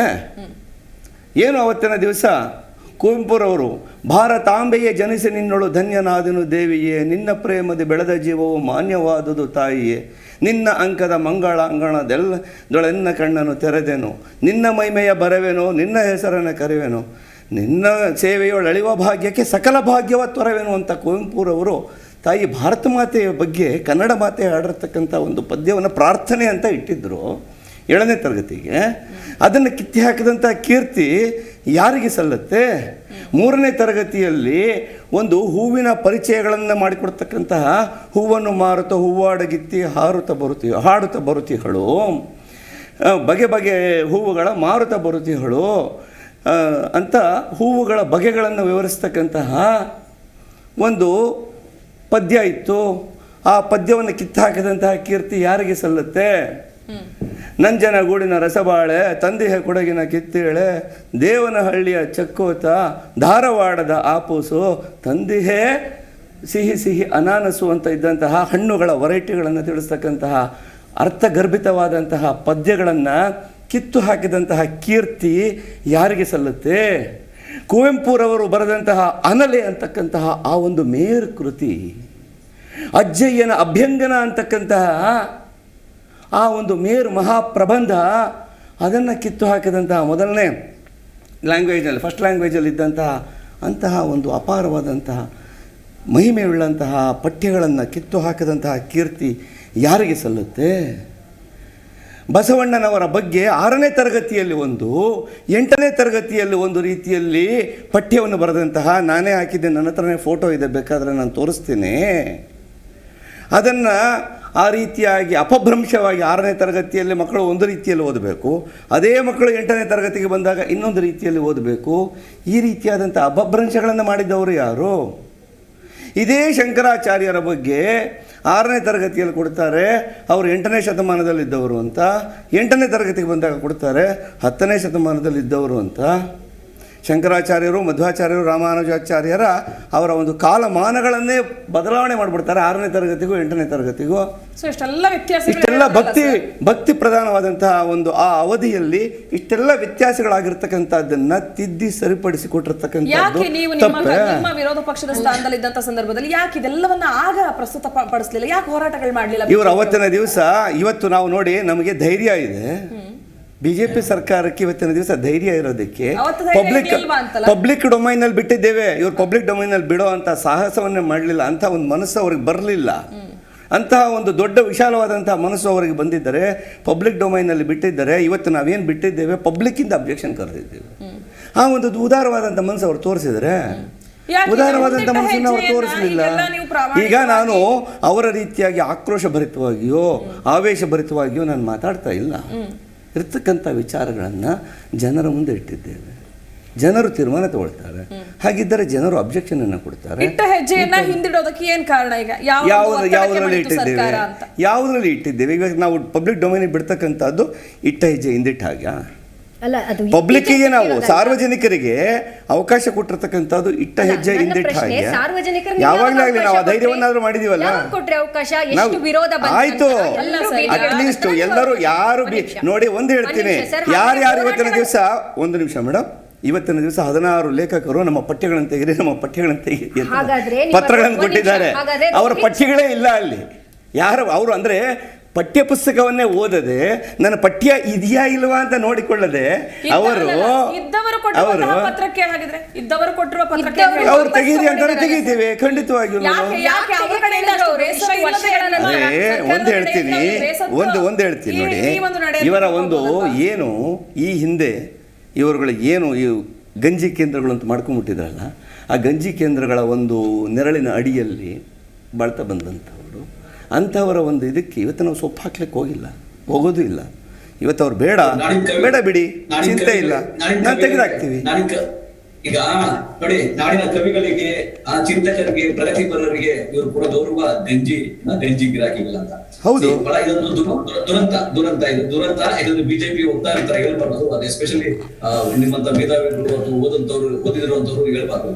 ನೋಡಿ, ಇವತ್ತು ರಾಜ್ಯ ಸರ್ಕಾರ ಒಂದು ಪ್ರಕಟಣೆ ಹೊರಡಿಸಿದೆ, ನಡವಳಿಕೆ ಹೊರಡಿಸಿದೆ. ಅದು ಒಂದು 5 ಅದರಲ್ಲಿ 7 ಪುಟಗಳ ಒಂದು ಸುದೀರ್ಘವಾದಿ ತಾವು ಎಲ್ಲರೂ ತಪ್ಪು ಮಾಡಿದೀವಿ, ತಪ್ಪನ್ನು ತಿದ್ದುಕೊಳ್ಳುವಂತಹ ಒಂದು ಎಲ್ಲ 1ನೇ ತರಗತಿ 10ನೇ ತರಗತಿ ನಮ್ಮಲ್ಲಿ ಎಲ್ಲರೂ ತಪ್ಪಾಗಿದೆ, ಎಲ್ಲ ತಪ್ಪನ್ನು ತಿದ್ದುಕೊಂಡು ಪುಸ್ತಕಗಳನ್ನು ಬಿಡುಗಡೆ ಮಾಡ್ತೀವಿ ಅಂತ ಹೇಳಿ ಅವರು ಒಂದು ನೋಟಿಸ್ ಅನ್ನ ಇವತ್ತು ಜಾರಿಗೊಳಿಸಿದ್ದಾರೆ.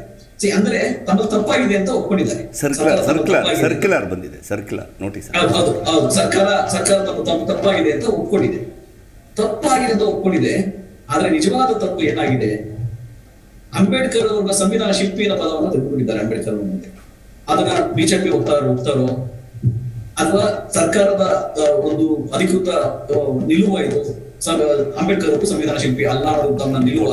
ನಂಬರ್ 2, ಈ ಪಠ್ಯಕ್ರಮ ಯಾರು ಪರಿಷ್ಕರಣ ಸಮಿತಿಯ ಅಧ್ಯಕ್ಷ ಇದ್ದಲ್ಲ, ಅದರ ಮೇಲೆ ಮುಂಚಿನಿಂದಲೂ ಒಂದು ಆಪಾದನೆಗಳು ತಮ್ಮ ಗೊತ್ತಿದೆ. ಒಂದು ನಾಡಗೀತೆಗೆ ಅವಮಾನ ಮಾಡಿದ್ದಾಗ್ಬೋದು, ನಾಡ ಧ್ವಜಕ್ಕೆ ಅವಮಾನ ಮಾಡಿದ್ದಾಗ್ಬೋದು, ಕುವೆಂಪು ಅವರಿಗೆ ಅವಮಾನ ಮಾಡಿದ್ದಾಗ್ಬೋದು, ಅಂಬೇಡ್ಕರ್ ಅವರಿಗೆ ಅವಮಾನ ಮಾಡಿದ್ದಾಗ್ಬೋದು. ಈ ರೀತಿಯ ವ್ಯಕ್ತಿಯನ್ನ ನೀವು ಪರಿಷ್ಕರಣ ಸಮಿತಿ ಅಧ್ಯಕ್ಷ ಮಾಡಿದಾಗಲೇ ಎಲ್ಲರಿಂದನೂ ಒಂದು ಅಪೇಕ್ಷೆಗಳು ಬಂದಿತ್ತು. ಏನಂದ್ರೆ ಆತ ಉದ್ದೇಶಪೂರ್ವಕವಾಗಿ ತಿತ್ತನೆ ಎಲ್ಲ ನಾಡಿನ ಎಲ್ಲಾ ಮಹನೀಯರಿಗೆ ಅಗೌರವ ತೋರ್ತಾನೆ ಅಂತ ಅಗೌರವ ತೋರಲಾಗಿದೆ. ಒಂದು ಬಾಲಗಂಗಾಧರ ಸ್ವಾಮೀಜಿಗಳಿಗೂ ಅಗೌರವ ತೋರಲಾಗಿದೆ, ಆಮೇಲೆ ಸಿದ್ಧಗಂಗಾ ಶ್ರೀಗಳಿಗೂ ಅಗೌರವ ತೋರಲಾಗಿದೆ. ಈ ಪಠ್ಯದಲ್ಲಿ ಅದನ್ನು ತಿದ್ದುಕೊಂತೀವಿ ಅಂತ ಸರ್ಕಾರ ಹೇಳಿದೆ. ಇದು ಉದ್ದೇಶಪೂರ್ವಕ ಮಾಡಿರೋದಂತ ವಿಷಯ ಆದ್ರಿಂದ ಇದು ತಪ್ಪ ಅಚಾತುರ್ಯ ಆಗಿರೋದಲ್ಲ, ಉದ್ದೇಶಪೂರ್ವಕವಾಗಿ ಮಾಡತಕ್ಕಂತಹ ಅಪರಾಧ, ಇದು ಸಂಚಿದು. ಸೊ ಹಂಗಾಗಿ ಇದರೊಳಗೆ ನೀವು ಏನೇ ತರ್ಕ ಮಾಡ್ಬೋದು, ಏನೇ ಚರ್ಚೆ ಮಾಡ್ಬೋದು.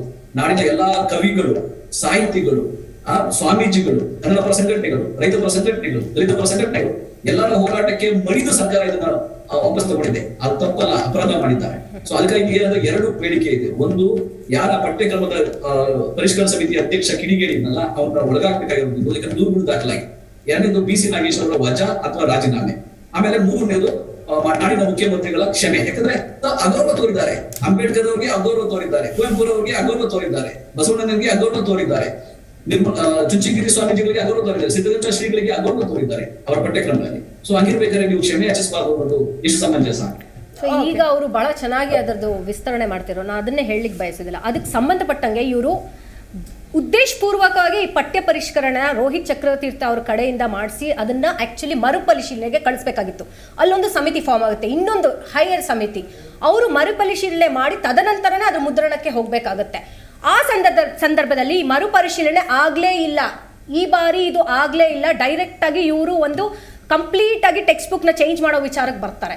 ಇದರಿಂದನೇ ಗೊತ್ತಾಗುತ್ತೆ ಯಾವ ರೀತಿ ಒಂದು ಉದ್ದೇಶಪೂರ್ವಕ ಅಪರಾಧ ಅಂದ್ರೆ it's a planned thing. So ಆ ಒಂದು ಅಜೆಂಡಾನ ಇಟ್ಕೊಂಡು ಇವ್ರು ಪ್ಲಾನ್ಡ್ ಥಿಂಗ್ ಆಗಿ ಒಂದು ಕಂಪ್ಲೀಟ್ ಟೆಕ್ಸ್ಟ್ ಬುಕ್ ನ ಇವರು ಒಂದು ಇದು ಪರಿಷ್ಕರಣೆ ಮಾಡ್ತಾರಲ್ಲ, ನಿಜವಾಗ್ಲೂ ಇದು ರಾಜ್ಯ ಸರ್ಕಾರಕ್ಕೆ ಅದು ಇಂತಹ ಪರಿಸ್ಥಿತಿ. ಯಾಕಂದ್ರೆ 2 ವರ್ಷಗಳ ಒಂದು ಕೋವಿಡ್ ನಂತರ ಮಕ್ಕಳು ಈಗ ತಾನೇ 3 ತಿಂಗಳ ಹಿಂದೆ ಹೋಗ್ತಾರೆ ಸ್ಕೂಲ್ಗೆ. ಈ ಸಂದರ್ಭದಲ್ಲಿ ಅವ್ರಿಗೆ ಶಾಲಾ ಪುಸ್ತಕಗಳಿಲ್ಲ, ವ್ಯವಸ್ಥೆಗಳಿರಲ್ಲ, ಯೂನಿಫಾರ್ಮ್ಗಳ ಫೆಸಿಲಿಟಿ ಇಲ್ಲ, ಬೇಸಿಕ್ ಇನ್ಫ್ರಾಸ್ಟ್ರಕ್ಚರ್ ಏನೂ ಬೇಡ, ಶಾಲಾ ಕೊಠಡಿಗಳು ಸರಿಯಾಗಿಲ್ಲ, ಕ್ಲಾಸ್ ರೂಮ್ ಬೋರ್ಡ್ಗಳು ಸರಿಯಾಗಿಲ್ಲ, ಟೀಚರ್ ಅಂದ್ರೆ ನಮ್ಮ ಶಿಕ್ಷಕರ ನೇಮಕಾತಿಗಳಲ್ಲೂ ಬಹಳಷ್ಟು ಗೊಂದಲಗಳಿದಾವೆ, ಶಿಕ್ಷಕರು ಸಾಕಷ್ಟು ಶಾಲೆಗಳಲ್ಲಿ ಶಿಕ್ಷಕರ ಒಂದು ವ್ಯವಸ್ಥೆ ಇಲ್ಲ. ಈ ರೀತಿ ಸಂದರ್ಭಗಳಲ್ಲಿ 48,000 ರಾಜ್ಯದಲ್ಲಿರುವಂತಹ ಸರ್ಕಾರಿ ಶಾಲೆಗಳಲ್ಲಿ ಈಗ 5% ಅಷ್ಟು ಶಾಲೆಗಳು ಮುಚ್ಚಿದವೆ. ಸೊ ಇಂತಹ ಸಂದರ್ಭದಲ್ಲಿ ಯಾವುದನ್ನು ಮಾಡಬೇಕಾಗಿತ್ತು? ಪಠ್ಯ ಪರಿಷ್ಕರಣೆ ಮಾಡಬೇಕಾಗಿತ್ತಾ? ಅದೊಂದೇ ಅಲ್ಲ, ಕಳೆದ ವರ್ಷ 21-22 ಸಾಲಿನ ಶೈಕ್ಷಣಿಕ ವರ್ಷದಲ್ಲಿ 3 ಕೋಟಿಯಷ್ಟು ಪಠ್ಯ ಪುಸ್ತಕಗಳು ಇವ್ರ ಹತ್ರ ಇನ್ನೂ ಹಾಗೆ ಉಳಿದಿದ್ದಾವೆ. ಸೊ ಈ ರೀತಿ ಒಂದು ಶಾಲಾ ಮಕ್ಕಳ ವಿಚಾರಗಳಲ್ಲಿ ಇಲ್ಲಿ ಹಣಕ್ಕೆ ದುಡ್ಡು ಪೋಲಾಗ್ತಾ ಇದೆ. ಈ 3 ಕೋಟಿ ಪುಸ್ತಕಗಳು 6,75,000 ಕಾಪಿಗಳು ಹಾಗೆ ಬಿದ್ದಿದ್ದಾವೆ. ಇಂಥ ಸಂದರ್ಭದಲ್ಲಿ ಪಠ್ಯ ಪರಿಷ್ಕರಣೆ ಬೇಕಾಗಿತ್ತಾ? ಅದರಲ್ಲೂ ರೋಹಿತ್ ಚಕ್ರತೀರ್ಥ ಅವರ ಪರಿಷ್ಕರಣೆ ಬೇಕಾಗಿತ್ತಾ ಅನ್ನೋದೇ ಒಂದು ದೊಡ್ಡ ಕ್ವೆಶ್ಚನ್ ಮಾರ್ಕು. ಅದರಲ್ಲೂ ಇವ್ರು ಸಾಹಸ ಮಾಡಿ ಪರಿಷ್ಕರಣೆ ಮಾಡಿ ಎಲ್ಲ ವಿಚಾರಗಳ ಗೊಂದಲಗಳು, ಸಾಕಷ್ಟು ವಿರೋಧಗಳ ನಂತರ ಈಗ ಅದು ವಾಪಸ್ ಪಡಿತಾ ಇದ್ದಾರೆ ಅಂತ ಅಂದರೆ ಅದು ಖಂಡಿತವಾಗ್ಲೂ ಈಗ ರಾಜ್ಯ ಸರ್ಕಾರಕ್ಕೆ ಬಹಳ ಚೆನ್ನಾಗಿ ಗೊತ್ತಾಗಿದೆ ಇದು ಅವ್ರು ಮಾಡಿರೋಂತಹ ದೊಡ್ಡ ಎಡವಟ್ಟು. ಸೊ ಹಾಗಾಗಿ ಇವತ್ತು ಅದನ್ನ ಸರ್ಕ್ಯುಲರ್ ಮೂಲಕ ಆದೇಶ ಹೊರಡಿಸಿದ್ದಾರೆ. ನೋಡೋಣ ಮುಂದಿನ ದಿನಗಳಲ್ಲಿ ಕಂಪ್ಲೀಟ್ ಆ ಒಂದು ರೋಹಿತ್ ಚಕ್ರತೀರ್ಥರವ್ರ ಮೇಲೆ ಸಾಕಷ್ಟು ಮಂದಿಗೆ ಆಲ್ರೆಡಿ FIR ಫೈಲ್ ಮಾಡಿದ್ದಾರೆ, ಯಾಕಾಗಿ ಅವ್ರ ಮೇಲೆ ಅರೆಸ್ಟ್ ಆಗಿಲ್ಲ? ಸೊ ಎಷ್ಟೊಂದು ಸರ್ಕಾರ ಅವರನ್ನು ಒಂದು ರೀತಿ ರೋಹಿತ್ ಚಕ್ರತೀರ್ಥ ಯಾರೇ ಆಗಿರಲಿ ಆ ಸಮಿತಿಯಲ್ಲಿ ಅವರನ್ನು ಒಂದು ಭದ್ರತೆ ಮಾಡಿಕೊಂಡು, ಈ ಕಡೆ ಶಿಕ್ಷಣ ಸಚಿವರು ಅಸಮರ್ಥರು ನಿಜವಾಗ್ಲೂ. ಇಷ್ಟೆಲ್ಲ ಒಂದು ಎಷ್ಟು ಲೂಪ್ ಹೋಲ್ಸ್ ಇದಾವೆ,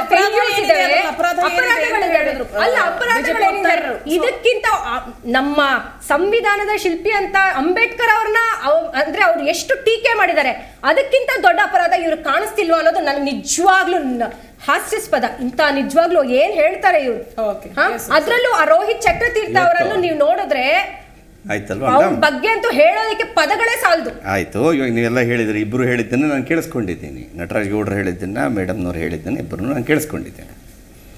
ಇವತ್ತು ಅಂಬೇಡ್ಕರ್ ಅವರಿಗೆ ಅವಮಾನ ಅಂತಾರೆ. ಅಂಬೇಡ್ಕರ್ ಅವರಿಗೆ ನಿಜವಾಗಿ ಅಪಮಾನ ಮಾಡಿದಂತಹದ್ದು ಅವತ್ತಿನ ಕಾಂಗ್ರೆಸ್ ಸರ್ಕಾರ ಅವರ ವಿರುದ್ಧ 2 ಬಾರಿ ಅವರ ಅಂತ ಏನು ಸಂವಿಧಾನ ಶಿಲ್ಪಿ ಅಂತ ಇವತ್ತು ಏನು ಕರೀತಾರೆ ಅಂತಹ ಮಹಾನ್ ಸಂವಿಧಾನ ಶಿಲ್ಪಿಯ ವಿರುದ್ಧ ಅವರನ್ನು ಅವಿರೋಧವಾಗಿ ಆಯ್ಕೆ ಮಾಡಿ ಲೋಕಸಭೆ ಕಳಿಸಬೇಕಾಗಿತ್ತು. ಮುಂಬಯಿಯಲ್ಲಿ ಅವರ ವಿರುದ್ಧ ಕ್ಯಾಂಡಿಡೇಟನ್ನು ಹಾಕಿ ಅವರು ಸೋಲುವಂತೆ ಮಾಡಿದಂತಹದ್ದು ಇದೇ ಕಾಂಗ್ರೆಸ್ನವರು. ಅವರು ರಿಪಬ್ಲಿಕನ್ ಪಾರ್ಟಿ ಆಫ್ ಇಂಡಿಯಾದಿಂದ ನಿಂತ ಸಂದರ್ಭದಲ್ಲಿ ಅವರನ್ನು ಸೋಲಿಸಿದಂತಹ ಕೀರ್ತಿ ಸಲ್ಲತಕ್ಕಂಥದ್ದು ಇದೇ ಕಾಂಗ್ರೆಸ್ಸಿನವರಿಗೆ. ಇವತ್ತು ಅವರ ಬಗ್ಗೆ ಮಾತನಾಡ್ತಾರೆ.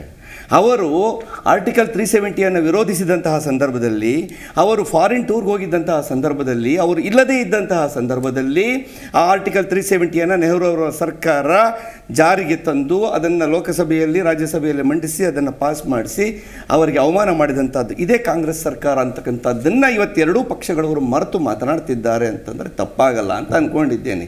ಇದು ಸತ್ಯವಾದಂತಹ ವಿಚಾರ, ಇವತ್ತು ಎಲ್ಲ ಜನರಿಗೆ ಗೊತ್ತಿರತಕ್ಕಂತಹ ವಿಚಾರ. ಅವತ್ತಿಗೆ ಗೊತ್ತಿರಲಿಲ್ಲ, ಮಾಧ್ಯಮ ಇಷ್ಟು ಬೆಳೆದಿರಲಿಲ್ಲ. ಇವತ್ತು ನಿಮ್ಮಂತಹ ಮಾಧ್ಯಮಗಳ ಮುಖಾಂತರ ಇದೆಲ್ಲವೂ ಹೊರಗಡೆ ಬಂದಿದೆ. ಆರ್ಟಿಕಲ್ 370-35A ಅವರು ವಿರೋಧಿಸಿದಂಥ ಸಂದರ್ಭದಲ್ಲಿ ಹೇಗೆ ಅವಮಾನ ಮಾಡಿ ಅವರನ್ನು ಹೊರಗಡೆ ಇಟ್ಟು ನಂತರ ಅದನ್ನು ಜಾರಿಗೆ ತರಲಾಯಿತು. ಅದಕ್ಕೋಸ್ಕರವಾಗಿ ಅವರು ರಾಜೀನಾಮೆಯನ್ನು ಕೊಟ್ಟು ಹೊರಗಡೆ ಬರ್ತಾರೆ. ಅದನ್ನು ಏನು ಜನತೆ ಮರ್ತಿದ್ದಾರಾ? ಇತಿಹಾಸದಲ್ಲಿ ಇಲ್ಲವೇ ಅದು? ಇವತ್ತು ಇವರು ಹೇಳ್ತಾ ಇದ್ದಾರೆ, ಇವರು ಹಾಗೆ ಅವಮಾನ ಮಾಡಿಬಿಟ್ರು, ಹೀಗೆ ಅಪರಾಧ ಮಾಡಿಬಿಟ್ರು, ಅದು ಇದು ಅಂತ ಅಂದ್ಬಿಟ್ಟು. ಇದೆಲ್ಲ ಅಪರಾಧಗಳೇ. ಇವತ್ತಿನ ದಿವಸ ನಾಡಗೀತೆಗೆ ಅವಮಾನ ಮಾಡಿದರು ಅಂತ ಅವತ್ತು ಏನು ಪೋಸ್ಟ್ ಆಗಿತ್ತೋ ಅದನ್ನು ಫಾರ್ವರ್ಡ್ ಮಾಡಿರ್ತಕ್ಕಂಥ ರೋಹಿತ್ ಚಕ್ರತೀರ್ಥ ಅವರ ವಿರುದ್ಧ ಇದೇ ಸಿದ್ದರಾಮಯ್ಯನವರ ಸರ್ಕಾರದ ಅವಧಿಯಲ್ಲಿ ಕಂಪ್ಲೇಂಟ್ ಆಗುತ್ತೆ. ಯಾಕೆ ಇಷ್ಟು ವರ್ಷಗಳ ಕಾಲ ನೀವೇ ನಂತರದಲ್ಲಿಯೂ ಸಿದ್ದರಾಮಯ್ಯನವರ ಸರ್ಕಾರದ ನಂತರದಲ್ಲಿಯೂ 14 ತಿಂಗಳ ಕಾಲ ಅವರದೇ ನೇತೃತ್ವದ ಸರ್ಕಾರ ಇತ್ತು, ಜಂಟಿ ಸರ್ಕಾರ ಇತ್ತು. ಯಾಕೆ ಆ್ಯಕ್ಷನ್ ತಗೊಳ್ಳಲಿಲ್ಲ? ಇವತ್ತಿನ ದಿವಸ ಇವರು ಬಸವಣ್ಣನವರ ಬಗ್ಗೆ ಅವಮಾನಕರವಾಗಿ ಮಾಡಿದ್ದಾರೆ ಅಂತ ಹೇಳ್ತಾರಲ್ಲ, ಬಸವಣ್ಣನವರ ಬಗ್ಗೆ ನಾನು ಹೇಳ್ತೀನಿ ಕೇಳಿ. ಅವರು 7ನೇ ತರಗತಿಯ ಒಂದು ಪುಸ್ತಕದಲ್ಲಿ ನಾನು ಓದಿದ್ದೇನೆ, ಪಠ್ಯಪುಸ್ತಕ ಅವತ್ತಿಂದು ಓದಿದ್ದೇನೆ, ಇವತ್ತಿಂದು ಓದಿದ್ದೇನೆ, ಅದರಿಂದ ನಾನು ಮಾತನಾಡ್ತಾ ಇದ್ದೇನೆ. ಅವತ್ತು ಅವ್ರು ಹೇಳ್ತಾರೆ 7ನೇ ತರಗತಿಯ ಪಠ್ಯಪುಸ್ತಕದಲ್ಲಿ ಈ ಏನು ಸಮಾಜದಲ್ಲಿ ನಡೀತಾ ಇರತಕ್ಕಂತಹ ಈ ಒಂದು ಏನು ಈ ಎಲ್ಲ ಏನು ಶಾಸ್ತ್ರ ವಿಧಾನಗಳನ್ನು ವಿರೋಧಿಸಿ ಅವರು ಹೊರ ನಡೆದರು ಅಂತ 7ನೇ ತರಗತಿಯ ಪಠ್ಯಪುಸ್ತಕ ಕೊಡ್ತಾರೆ. 9ನೇ ಪಠ್ಯಪುಸ್ತಕದಲ್ಲಿ ಅವರು ಅಂದರೆ ಉಪನಯನದ ನಂತರ ಜನಿವಾರವನ್ನು ಕಿತ್ತೆಸೆದು ನಡೆದರು ಅಂತ ಕೊಡ್ತಾರೆ. ಇಲ್ಲಿ ಅದಕ್ಕೂ ಮೊದಲೇ ಉಪನಯನಕ್ಕೂ ಮೊದಲೇ ನಡೆದರು, ಇದನ್ನು ವಿರೋಧಿಸಿ, ಈ ಸಂಪ್ರದಾಯವನ್ನು ವಿರೋಧಿಸಿ, ಕಟ್ಟುಪಾಡುಗಳನ್ನು ವಿರೋಧಿಸಿ ನಡೆದರು ಅಂತ 7ನೇ ತರಗತಿಯಲ್ಲಿ ಕೊಡ್ತಾರೆ. 9ನೇ ತರಗತಿಯಲ್ಲಿ ಇಂತಹ ಒಂದು ವಿರೋಧಾಭಾಸದ ಜನಿವಾರ ಉಪನಯನ ನಂತರ ಕಿತ್ತೆಸೆದರು ಅಂತ ಕೊಡ್ತಾರೆ. ಅದು ಒಂದು ನಿಮಿಷ ಬಸವಣ್ಣನವರ ಬಗ್ಗೆ ದಯಮಾಡಿ ಒಂದು ನಿಮಿಷ ಅದೆಲ್ಲವನ್ನು ವಿಚಾರ ಎತ್ತಿದ್ದೇವೆ. ಈಗ ಬಸವಣ್ಣನವರ ಬಗ್ಗೆ ಈ ರೀತಿ ಆಯಿತು, ದಲಿತರಿಗೆ ಅವಮಾನ ಮಾಡಿದ್ದಾರೆ ಅಂತ ಇಷ್ಟೊತ್ತು ಇಬ್ಬರು ಮಾತನಾಡಿದರು. ಮೊನ್ನೆ ದಲಿತ ಒಬ್ಬ ವರದಿಗಾರನ ಮೇಲೆ, ವರದಿ ಮಾಡಲಿಕ್ಕೆ ಬಂದಂಥ ವರದಿಗಾರನ ಮೇಲೆ ತಾವು ನೋಡಿದ್ದೀರಾ, ತಾವು ಮಾಧ್ಯಮದವರು, ನಿಮ್ಮ ಮಾಧ್ಯಮದವರ ಒಬ್ಬ ವರದಿಗಾರನ ಮೇಲೆ ಹಲ್ಲೆ ಆದರೆ ತಾವು ಸುಮ್ಮನೆ ಇರ್ತೀರಾ? ಒಬ್ಬ ವರದಿಗಾರನ ಮೇಲೆ, ದಲಿತ ವರದಿಗಾರನ ಮೇಲೆ ಈ ರೀತಿ ಹಲ್ಲೆ ಮಾಡಿ ಅವನ ಬಟ್ಟೆಯನ್ನು ಹರಿದಾಕಿ ಹಲ್ಲೆ ಮಾಡಿ ಅವಾಚ್ಯ ಶಬ್ದಗಳಿಂದ ಬೈತಿರಲ್ವಾ? ಇದು ದಲಿತರಿಗೆ ನೀವು ಕೊಡ್ತಕ್ಕಂತಹ ಒಂದು ಗೌರವನಾ? ಇವತ್ತು ಇವರೆಲ್ಲರೂ ಉದ್ದೇಶಪೂರ್ವಕವಾಗಿ ಈ ರೀತಿ ತಂದರು ಅಂತ ಹೇಳ್ತಾರೆ. ತರಾತುರಿಯಲ್ಲಿ ತಂದಿದ್ದಂಥದ್ದಲ್ಲ ಇದು. ಸೆಪ್ಟೆಂಬರ್ನಲ್ಲೇನೇ ಸಮಿತಿ ಆಯಿತು, ಸೆಪ್ಟೆಂಬರ್ನಿಂದ ಪರಿಷ್ಕರಣೆ ಸೆಪ್ಟೆಂಬರ್ನಿಂದ ಪರಿಷ್ಕರಣೆ ನೋಡಿ. ಕೆಲವು ಏನು ನಾನು ಮಾತಾಡ್ಬಿಡ್ತೀನಿ, ಒಂದು ನಿಮಿಷ ನಾನು ಕೊಡ್ತೀನಿ, ಅದಕ್ಕೆ ಉತ್ತರ ಕೊಡ್ತೀನಿ ದಯಮಾಡಿ ನಾನು ಉತ್ತರ ಕೊಡ್ತೀನಿ ಅಂದೆ. ನಾನು ಒಂದು ನಿಮಿಷ ಅದಕ್ಕೂ ಉತ್ತರ ಕೊಡ್ತೀನಿ, ಇದಕ್ಕೂ ಉತ್ತರ ಕೊಡ್ತೀನಿ. ಮೊದಲು ನಾನು ಹೇಳ್ತಕ್ಕಂಥ ವಿಚಾರಗಳನ್ನು ಕೇಳಿಸ್ಕೊಂಡು ಒಂದಷ್ಟು ಪ್ರಶ್ನೆಗಳು ಬಂತು. ಏನು ಹಿಂದಕ್ಕೆ ತಗೊಂಡ್ಬಿಟ್ಟಿದ್ದೀರಾ ಹಾಗೆ ಹೀಗೆ ಅಂತ. ಅದಕ್ಕೂ ಮುಂಚೆ ನಮ್ಮ ಸೋದರಿ ಒಂದು ಪ್ರಶ್ನೆಗಳನ್ನು ಎತ್ತಿದ್ರು, ಅದಕ್ಕೂ ನಾನು ಉತ್ತರ ಕೊಟ್ಬಿಡ್ತೀನಿ. ಏನು, ಮೊದಲನೇದಾಗಿ ಇವರು ತರಾತುರಿಯಲ್ಲಿ ಏನೋ ಬೇಕು ಅಂತ ತಂದುಬಿಟ್ರು ಅಂತ. ಈ ಹಿಂದೆ ಬರಗೂರು ರಾಮಚಂದ್ರಪ್ಪನವರು ಅಧ್ಯಕ್ಷರಾಗಿದ್ದಂಥ ಸಂದರ್ಭದಲ್ಲಿ ಅಧಿಕಾರಿಗಳೊಂದಿಗೆ ಪರಿಶೀಲನೆ ಕೂತ್ಕೊಳ್ಳುವಾಗ ಯಾವತ್ತೂ ಪಠ್ಯಪುಸ್ತಕ ಪರಿಷ್ಕರಣೆಗೆಲ್ಲ ಮುಖ್ಯಮಂತ್ರಿಗಳಿಗೆ ಅಷ್ಟು ಟೈಮೇ ಇರಲ್ಲ. ಇವನ್ ಬಜೆಟ್ ಮಾಡುವಾಗಲೇ ಅವ್ರಿಗೆ ಟೈಮ್ ಇರೋದಿಲ್ಲ. ಆದರೆ ಆ ಪಠ್ಯಪುಸ್ತಕ ಪರಿಷ್ಕರಣೆಯ ಸಮಿತಿಯ ಸಭೆಗಳಲ್ಲಿ ಮುಖ್ಯಮಂತ್ರಿಗಳನ್ನು ಕರೆಸಿ ಕೊಡಿಸ್ತಾರೆ. ಯಾತಕ್ಕೆ ಅಂತಂದರೆ ಅಧಿಕಾರಿಗಳು ಅವರ ವಿರುದ್ಧ ಚಕಾರ ಎತ್ತಬಾರದು, ಇಲ್ಲಿರ್ತಕ್ಕಂಥ ನೆಗೆಟಿವ್ ವಿಚಾರಗಳ ಬಗ್ಗೆ ಅವ್ರು ಮಾತಾಡಬಾರ್ದು ಅಂತ. ಹಾಗೆ ಮಾಡಿ ಅದನ್ನು ತರ್ತಾರೆ. ಮೊದಲನೇ ವಿಚಾರ. ಎರಡನೇದು, ಇಲ್ಲಿ ಆ ಥರ ಆಗಿಲ್ಲ, ಇಲ್ಲಿ ಆ ಥರ ಆಗೇ ಇಲ್ಲ. ಮತ್ತು ಈ ಒಂದು ವಾಪಸ್ ತೊಗೊಂಬಿಟ್ರಿ ಅಂತಕ್ಕಂಥದ್ದನ್ನು 15 ದಿನಗಳ ಹಿಂದೆನೇ ಸನ್ಮಾನ್ಯ ಮುಖ್ಯಮಂತ್ರಿಗಳು ಹಾಗೂ ಸನ್ಮಾನ್ಯ ನಮ್ಮ ಶಿಕ್ಷಣ ಸಚಿವರು ಇಬ್ಬರೂ ನಾವು ಈ ಥರ ಸಾರ್ವಜನಿಕರಿಗೆ ಬಿಡ್ತಾ ಇದ್ದೀವಿ, ಪಬ್ಲಿಕ್ ಡೊಮೈನಿಗೆ ಬಿಡ್ತಾ ಇದ್ದೀವಿ. ಹಾಗೇನಾದರೂ ಅದರಲ್ಲಿ ಆಕ್ಷೇಪಾರ್ಹವಾದಂಥ ಅಂಶಗಳಿದ್ದರೆ ಅದನ್ನು ತಿದ್ದುಪಡಿ ಮಾಡ್ತೇವೆ.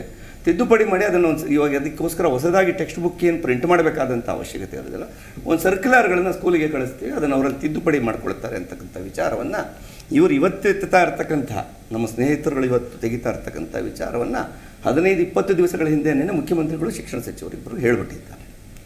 ಹಾಗೇನೇ ಇನ್ನು ಶಾಲಾ ಕೊಠಡಿ ಶಿಕ್ಷಕರು ಅದು ಇದು ವಿಚಾರಗಳು ಬಂತು. ಇವತ್ತು ಶಾಲಾ ಕೊಠಡಿಗಳು ಇವತ್ತು ನಿನ್ನೆಯಿಂದ ಇರ್ತಕ್ಕಂಥದ್ದೆಲ್ಲ. ಈಗಲಾದ್ರೂ ನಾವು ಸರ್ಕಾರ ಬಂದ ಮೇಲೆ CSR ಅಡಿಯಲ್ಲಿ ಹಲವಾರು ಕಂಪನಿಗಳ ಜೊತೆಯಲ್ಲಿ ಒಡಂಬಡಿಕೆಯನ್ನು ಮಾಡಿಕೊಂಡು ಯಾರ್ಯಾರು ಆ ರೀತಿಯಾದಂಥ ಕಾರ್ಪೊರೇಟ್ ಸಂಸ್ಥೆಗಳಿದ್ದಾರೆ, CSR ಜವಾಬ್ದಾರಿ ಇರುತ್ತೆ, ಅದರಲ್ಲಿ 2% ಆಫ್ ದ ಪ್ರಾಫಿಟ್ ಅವ್ರು ಕೊಡಬೇಕಾಗುತ್ತೆ. ಅವರ ಜೊತೆ ಒಡಂಬಡಿಕೆ ಮಾಡಿಕೊಂಡು ಎಲ್ಲ ಇನ್ಫ್ರಾಸ್ಟ್ರಕ್ಚರ್ಗಳನ್ನು ನಮ್ಮ ಸರ್ಕಾರ ಬಂದ ಮೇಲೆ ಈಗ ಅದನ್ನು ಅಭಿವೃದ್ಧಿಪಡಿಸಿ ಹೊಸ ಕಟ್ಟಡಗಳನ್ನು ಬೇಕಾಗಿರ್ತಕ್ಕಂಥ ಎಲ್ಲ ಸವಲತ್ತುಗಳನ್ನು ಮಾಡಿಸಿದ್ದೀನಿ. ನಾನೇ ಕರ್ಕೊಂಡೋಗಿ ತೋರಿಸ್ತೀನಿ, ಬೇಕಾದ್ರೆ ನಮ್ಮ ಸೋದರಿ ಬರಲಿ, ನನ್ನ ಜೊತೆಯಲ್ಲೇ ಕರ್ಕೊಂಡೋಗಿ ಒಂದು ನಿಮಿಷ ಬಂದೆ. ಈಗ ಇವ್ರು ಹೇಳಿದ್ದಾರೆ, ಇವರು ಇನ್ಫ್ರಾಸ್ಟ್ರಕ್ಚರ್ ಖಂಡಿತ ಸರ್ಕಾರಿ ಶಾಲೆಗಳಲ್ಲಿ ಇವರು ಡೆಲ್ಲಿಯಲ್ಲಿ ಆಪ್ನವರು ಇನ್ಫ್ರಾಸ್ಟ್ರಕ್ಚರ್ ಮಾಡಿದ್ದೀವಿ ಅಂತ ತೋರಿಸಿ ಇನ್ಫ್ರಾಸ್ಟ್ರಕ್ಚರ್ ಅನ್ನ ಮಾಡಿಬಿಟ್ಟು ಶಿಕ್ಷಕರೇ ಇಲ್ಲ, ಅಲ್ಲಿ ಪಾಠ ಪ್ರವಚನವೇ ನಡೆದಿಲ್ಲ. ಅಲ್ಲಿನ ಹೈಕೋರ್ಟ್ ದೆಹಲಿಯ ಒಂದು ಸ್ವಲ್ಪ ಮಾತಾಡಲಿಲ್ಲ, ನೀವು ಮಾತಾಡುವಾಗ ನಾನು ಹೇಳ್ತೀನಿ, ಬೇಕಾದ್ರೆ ನೀವು ಮಾತಾಡ್ಬಿಡಿ, ಆಮೇಲೆ ನಾನು ಮಾತಾಡ್ತೀನಿ. ನೀವು ದೆಹಲಿ ಎತ್ತಿದಾಗ ದೆಹಲಿ ಎತ್ತಿದಾಗ ನಿಮಗೆ ಮಾತ್ರ ಎಲ್ಲೆಲ್ಲೋ ಏನೇನೋ ಆಗಿಬಿಡುತ್ತೆ. ಆದರೆ ನಾನು ಹೇಳ್ತೀನಿ ಕೇಳಿ, ದೆಹಲಿಯ ಹೈಕೋರ್ಟು ಇವರಿಗೆ ಚಾಟಿ ಬೀಸುವವರೆಗೆ ಏನು ಗುತ್ತಿಗೆ ನೌಕರರಾಗಿದ್ದರು, ಸಂಬಳ ಕೊಡಿದರ ಇದ್ದರು 17,000 ಜನ ಟೀಚರ್ಸು, ಅವ್ರನ್ನ ಅಪಾಯಿಂಟ್ಮೆಂಟ್ ಮಾಡ್ಕೊಂಡಿರಲಿಲ್ಲ. ಅವರು ದೆಹಲಿ ಹೈಕೋರ್ಟ್ಗೆ ಹೋಗಿ ಅಲ್ಲಿಂದ ಆರ್ಡರ್ ತಂದ ಮೇಲೆ ಮಾಡಿಕೊಂಡ್ರು. ಇವತ್ತಿಗೂ ಸಹಿತ ಅಲ್ಲಿ ಸುಮಾರು 55,000 ಜನ ಟೀಚರ್ಸು ಕೊರತೆ ಇದೆ ದೆಹಲಿಯಲ್ಲಿ. ಇವರು ಇವತ್ತು ಹೇಳ್ಬೋದು ಇನ್ಫ್ರಾಸ್ಟ್ರಕ್ಚರ್ ಕೊಟ್ಬಿಟ್ಟಿದ್ದೀವಿ ಅಂತ ಟಿವಿಗಳಲ್ಲಿ ಫೋಟೋಗಳಲ್ಲಿ ಇವರು ಅಡ್ವರ್ಟೈಸ್ಮೆಂಟ್ ಅದಕ್ಕೋಸ್ಕರವಾಗಿ ಕೋಟ್ಯಾಂತರ ರೂಪಾಯಿ ಖರ್ಚು ಮಾಡ್ಕೊಂಡು ತೋರಿಸಬಹುದು. ಆದರೆ ವಾಸ್ತವ ಸತ್ಯ ಟೀಮ್ಗಳೇ ಹೋಗಿ ಅಲ್ಲಿ ಸ್ಟಡಿ ಮಾಡಿವೆ, ಅಲ್ಲಿ ಶಿಕ್ಷಕರ ಕೊರತೆ ಇರತಕ್ಕಂಥದ್ದು. ಅಲ್ಲಲ್ಲ ನಾವು ನಮ್ಮ ಬೆನ್ನನ್ನ ನಾನು ದಯಮಾಡಿ ನಮ್ಮ ಬೆನ್ನು ನಮಗೆ ಕಾಣಿಸಲ್ಲ ಅನ್ನೋದು ಕೇಳ್ತಾ ಇದ್ದೀನಿ ಇವರಿಗೆ. ನಮ್ಮ ಬೆನ್ನು ನಮಗೆ ಕಾಣಿಸಲ್ಲ ಅನ್ನೋದು ನೋಡಿ, ಇರ್ತಕ್ಕಂಥ ಆ ವಿಚಾರ ನಟರಾಜಗೌಡರು ಬಾಯಿ ತೆಗೆಯಕ್ಕೆ ಶುರು ಮಾಡಿದ್ರು. ಅಲ್ಲಿನ ವಿಚಾರ ಇದ್ದಂತಹದ್ದು ನಟರಾಜಗೌಡರು ಬಾಯಿ ತೆಗೆಯಕ್ಕೆ ಶುರು ಮಾಡಿದ್ರು. ಒಂದು ನಿಮಿಷ ಅಲ್ಲ, ಇರಿ ಸ್ವಲ್ಪ ಇರಿ, ನಾನು ಮಾತಾಡ್ತಿದ್ದೀನಿ. ಒಂದು ನಿಮಿಷ, ಸಾರಿ ಇವತ್ತಿನ ವಿಚಾರಗಳೇ ಇವ್ರಿಗೆ ಗೊತ್ತಿಲ್ಲ.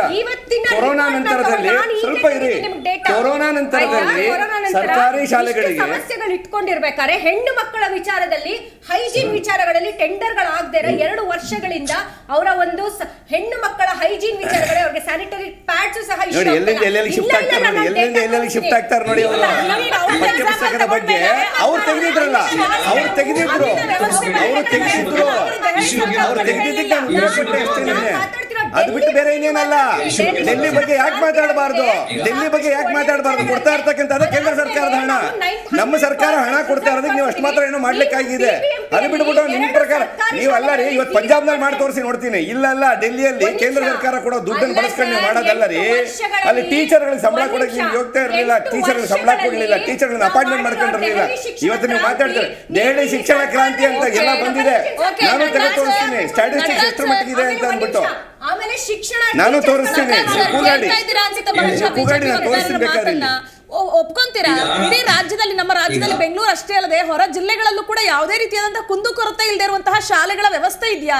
ಸರ್ಕಾರಿ ಶಾಲೆಗಳಲ್ಲಿ ಮಕ್ಕಳಿಗೆ 100% ಒಳ್ಳೆ ಇದೆ ಅಂತ ರೀತಿಯಾದಂತಹ ಹೇಳೋದಿಲ್ಲ. ಮೂಲಭೂತ ಸೌಕರ್ಯಗಳು ಸಿಗ್ತಾ ಇದೆಯಾ? ಯಾಕೆ ಆ ರೀತಿ ನೋಡಿ ನೆಗೆಟಿವ್ ಕಾನ್ಸೆಪ್ಟ್ ತಗೋಬೇಡಿ. ನಾವು 100% ಅಂತಿಲ್ಲ. ನಾನೇನ್ ಹೇಳಿದೆ ವೆರಿ ಕ್ಲಿಯರ್ ಆಗಿ ಹೇಳಿದೆ. ಕೆಲವು ಸರ್, ಕಡೆ ಎಲ್ಲಾ ಕಡೆ ಇದೆ ಅಂತ ನೀವೇ ಹೇಳಿದ್ರಿ ಸ್ವತಃ. ಎಲ್ಲಾ ಕಡೆ ಅಂತ ಪದ ಬಳಸಿಲ್ಲ. ಎಲ್ಲಾ ಕಡೆ ಅಂದ್ರೆ ರೆಕಾರ್ಡ್ ನಮ್ಮ ತೆಗೀರಿ. ರಾಜ್ಯದಲ್ಲಿ ಸರ್, ಎಲ್ಲ ಕಡೆ ಅಂದ್ರೆ ರಾಜ್ಯ ಬಿಟ್ಟು ಹೋಗಕ್ ನಾನು ಕರ್ನಾಟಕದಲ್ಲಿ ಇದ್ದೀನಿ, ಕರ್ನಾಟಕದ ಬಗ್ಗೆನೇ ಕೇಳ್ತಾ ಇದ್ದೀನಿ. ಅಂದ್ರೆ ಎಲ್ಲಾ ಕಡೆ ಅಂದ್ರೆ ನಮ್ಮ ರಾಜ್ಯದ ಜಿಲ್ಲೆಗಳಲ್ಲಿ ಕೇಳಿ ಈಗ ಕಳೆದ 3 ವರ್ಷಗಳಿಂದ ರಾಜ್ಯದ ಯಾವುದೇ ಶಾಲೆಗಳಲ್ಲಿ ಯಾವುದೇ ಶಿಕ್ಷಣ ಕ್ಷೇತ್ರದಲ್ಲಿ ಯಾವುದೇ ರೀತಿಯ ಒಂದು ಇನ್ಫ್ರಾಸ್ಟ್ರಕ್ಚರ್ ಮೂಲಭೂತ ಸೌಕರ್ಯಗಳ ಅಭಿವೃದ್ಧಿ ಆಗಿಲ್ಲ ಕಳೆದ 3 ವರ್ಷಗಳಿಂದ. ಆಯ್ತು, 1.5 ವರ್ಷ ಕೋವಿಡ್ ಜಾಸ್ತಿ ಇತ್ತು, ಆಯ್ತು, ಅವಾಗ ಆಗಿಲ್ಲ. ಆದ್ರೆ ಈಗ ಕಳೆದ 1 ವರ್ಷದಿಂದ ರಾಜ್ಯದ ಯಾವುದೇ ಶಾಲೆಯ ಮೂಲಭೂತ ಸೌಕರ್ಯ ಉನ್ನತೀಕರಣ ಆಗುವಂತದ್ದಾಗ್ಲಿ ಈ ರಾಜ್ಯ ಸರ್ಕಾರ ಮಾಡಿಲ್ಲ. ಯಾಕಂದ್ರೆ ಸರ್ವ ಶಿಕ್ಷಣ ಅಭಿಯಾನದಲ್ಲಿ ಕೇಂದ್ರ ಸರ್ಕಾರದಿಂದ ಬರಬೇಕಾದಂತಹ ಹಣವನ್ನ, ಅನುದಾನವನ್ನ ನಮ್ಮ ರಾಜ್ಯ ಸರ್ಕಾರ ತೆಗೆದುಕೊಂಡು ಬಂದಿಲ್ಲ. ಕೇಂದ್ರ ಸರ್ಕಾರ ಏನ್ ಹೇಳ್ತಾ ಇದೆ ಅಂದ್ರೆ ನಾವೇ ಆರ್ಥಿಕ ಏರುಪೇರಿದೆ, ನಮ್ಮಲ್ಲಿ ಆರ್ಥಿಕತೆ ಸ್ವಲ್ಪ ಸರಿದೂಗಿಸಬೇಕಾಗಿದೆ, ಅದಕ್ಕಾಗಿ ನಾವು ಕೊಡೋ ಹಣವನ್ನ ತಡವಾಗಿ ಕೊಡ್ತೀವಿ ಅಂತ ಹೇಳಿ ಇಲ್ಲಿನ ರಾಜ್ಯ ಸರ್ಕಾರಕ್ಕೆ ಕೇಂದ್ರದಿಂದ ಹಣ ಬಂದಿಲ್ಲ. ಕಳೆದ 1 ವರ್ಷದಲ್ಲೇ ರಾಜ್ಯಕ್ಕೆ ಬರಬೇಕಾದ 30,000 ಕೋಟಿ ರೂಪಾಯಿ ಹಣ ಇನ್ನೂ ಬಂದಿಲ್ಲ. ಅದರಲ್ಲಿ ವಿವಿಧ ಇಲಾಖೆಗಳು, ವಿವಿಧ ಅನುದಾನಗಳು, ವಿವಿಧ ನಮ್ಮ ಪಾಲು, GST ಎಲ್ಲ ಹಣವನ್ನು ಸೇರಿ 30,000 ಕೋಟಿ ರೂಪಾಯಿ ಬಂದಿಲ್ಲ. ರಾಜ್ಯ ಸರ್ಕಾರ ಗಟ್ಟಿ ಧ್ವನಿಯಲ್ಲಿ ಕೇಂದ್ರ ಸರ್ಕಾರವನ್ನು ಕೇಳ್ತಿಲ್ಲ. 25 ಸಂಸದರು ಕೂಡ ನಾಪತ್ತೆಯಾಗಿದ್ದಾರೆ. ಯಾರು ಗಟ್ಟಿ ಧ್ವನಿಯಲ್ಲಿ ನಮ್ಮ ಬರಬೇಕಾದ ರಾಜ್ಯಕ್ಕೆ ಪಾಲನ್ನ ಕೊಡಿ ಅಂತ ಕೇಳ್ತಾ ಇಲ್ಲ. ಆಮೇಲೆ ಉಚಿತ ಮತ್ತೆ ಕಡ್ಡಾಯ ಶಿಕ್ಷಣ ಅಂತ ಏನ್ ಯೋಜನೆ ಇತ್ತು, ಆ ಯೋಜನೆಯನ್ನ ಸಂಪೂರ್ಣವಾಗಿ ಕಳೆದ 2 ವರ್ಷಗಳಿಂದ ಸಂಪೂರ್ಣವಾಗಿ ಸಾಯಿಸಿ ಬಿಟ್ಟಿದ್ದಾರೆ. ಉಚಿತ ಮತ್ತೆ ಕಡ್ಡಾಯ ಶಿಕ್ಷಣದಲ್ಲಿ ಸೇರ್ತಾ ಇರ್ತಕ್ಕಂಥ ಮಕ್ಕಳ ಪ್ರಮಾಣ ಕೇವಲ 1% ಬಂದಿದೆ. 25% ಇದ್ದಂತಹ ಉಚಿತ ಮತ್ತೆ ಕಡ್ಡಾಯ ಶಿಕ್ಷಣ 2009 ಆ ನೀತಿಯನ್ನ ಈ ಬಿಜೆಪಿ ಸರ್ಕಾರ ವ್ಯವಸ್ಥಿತವಾಗಿ ಸಂಚು ಮಾಡಿ ಅದನ್ನ ಮುಗಿಸ್ಬಿಟ್ಟಿದ್ದಾರೆ.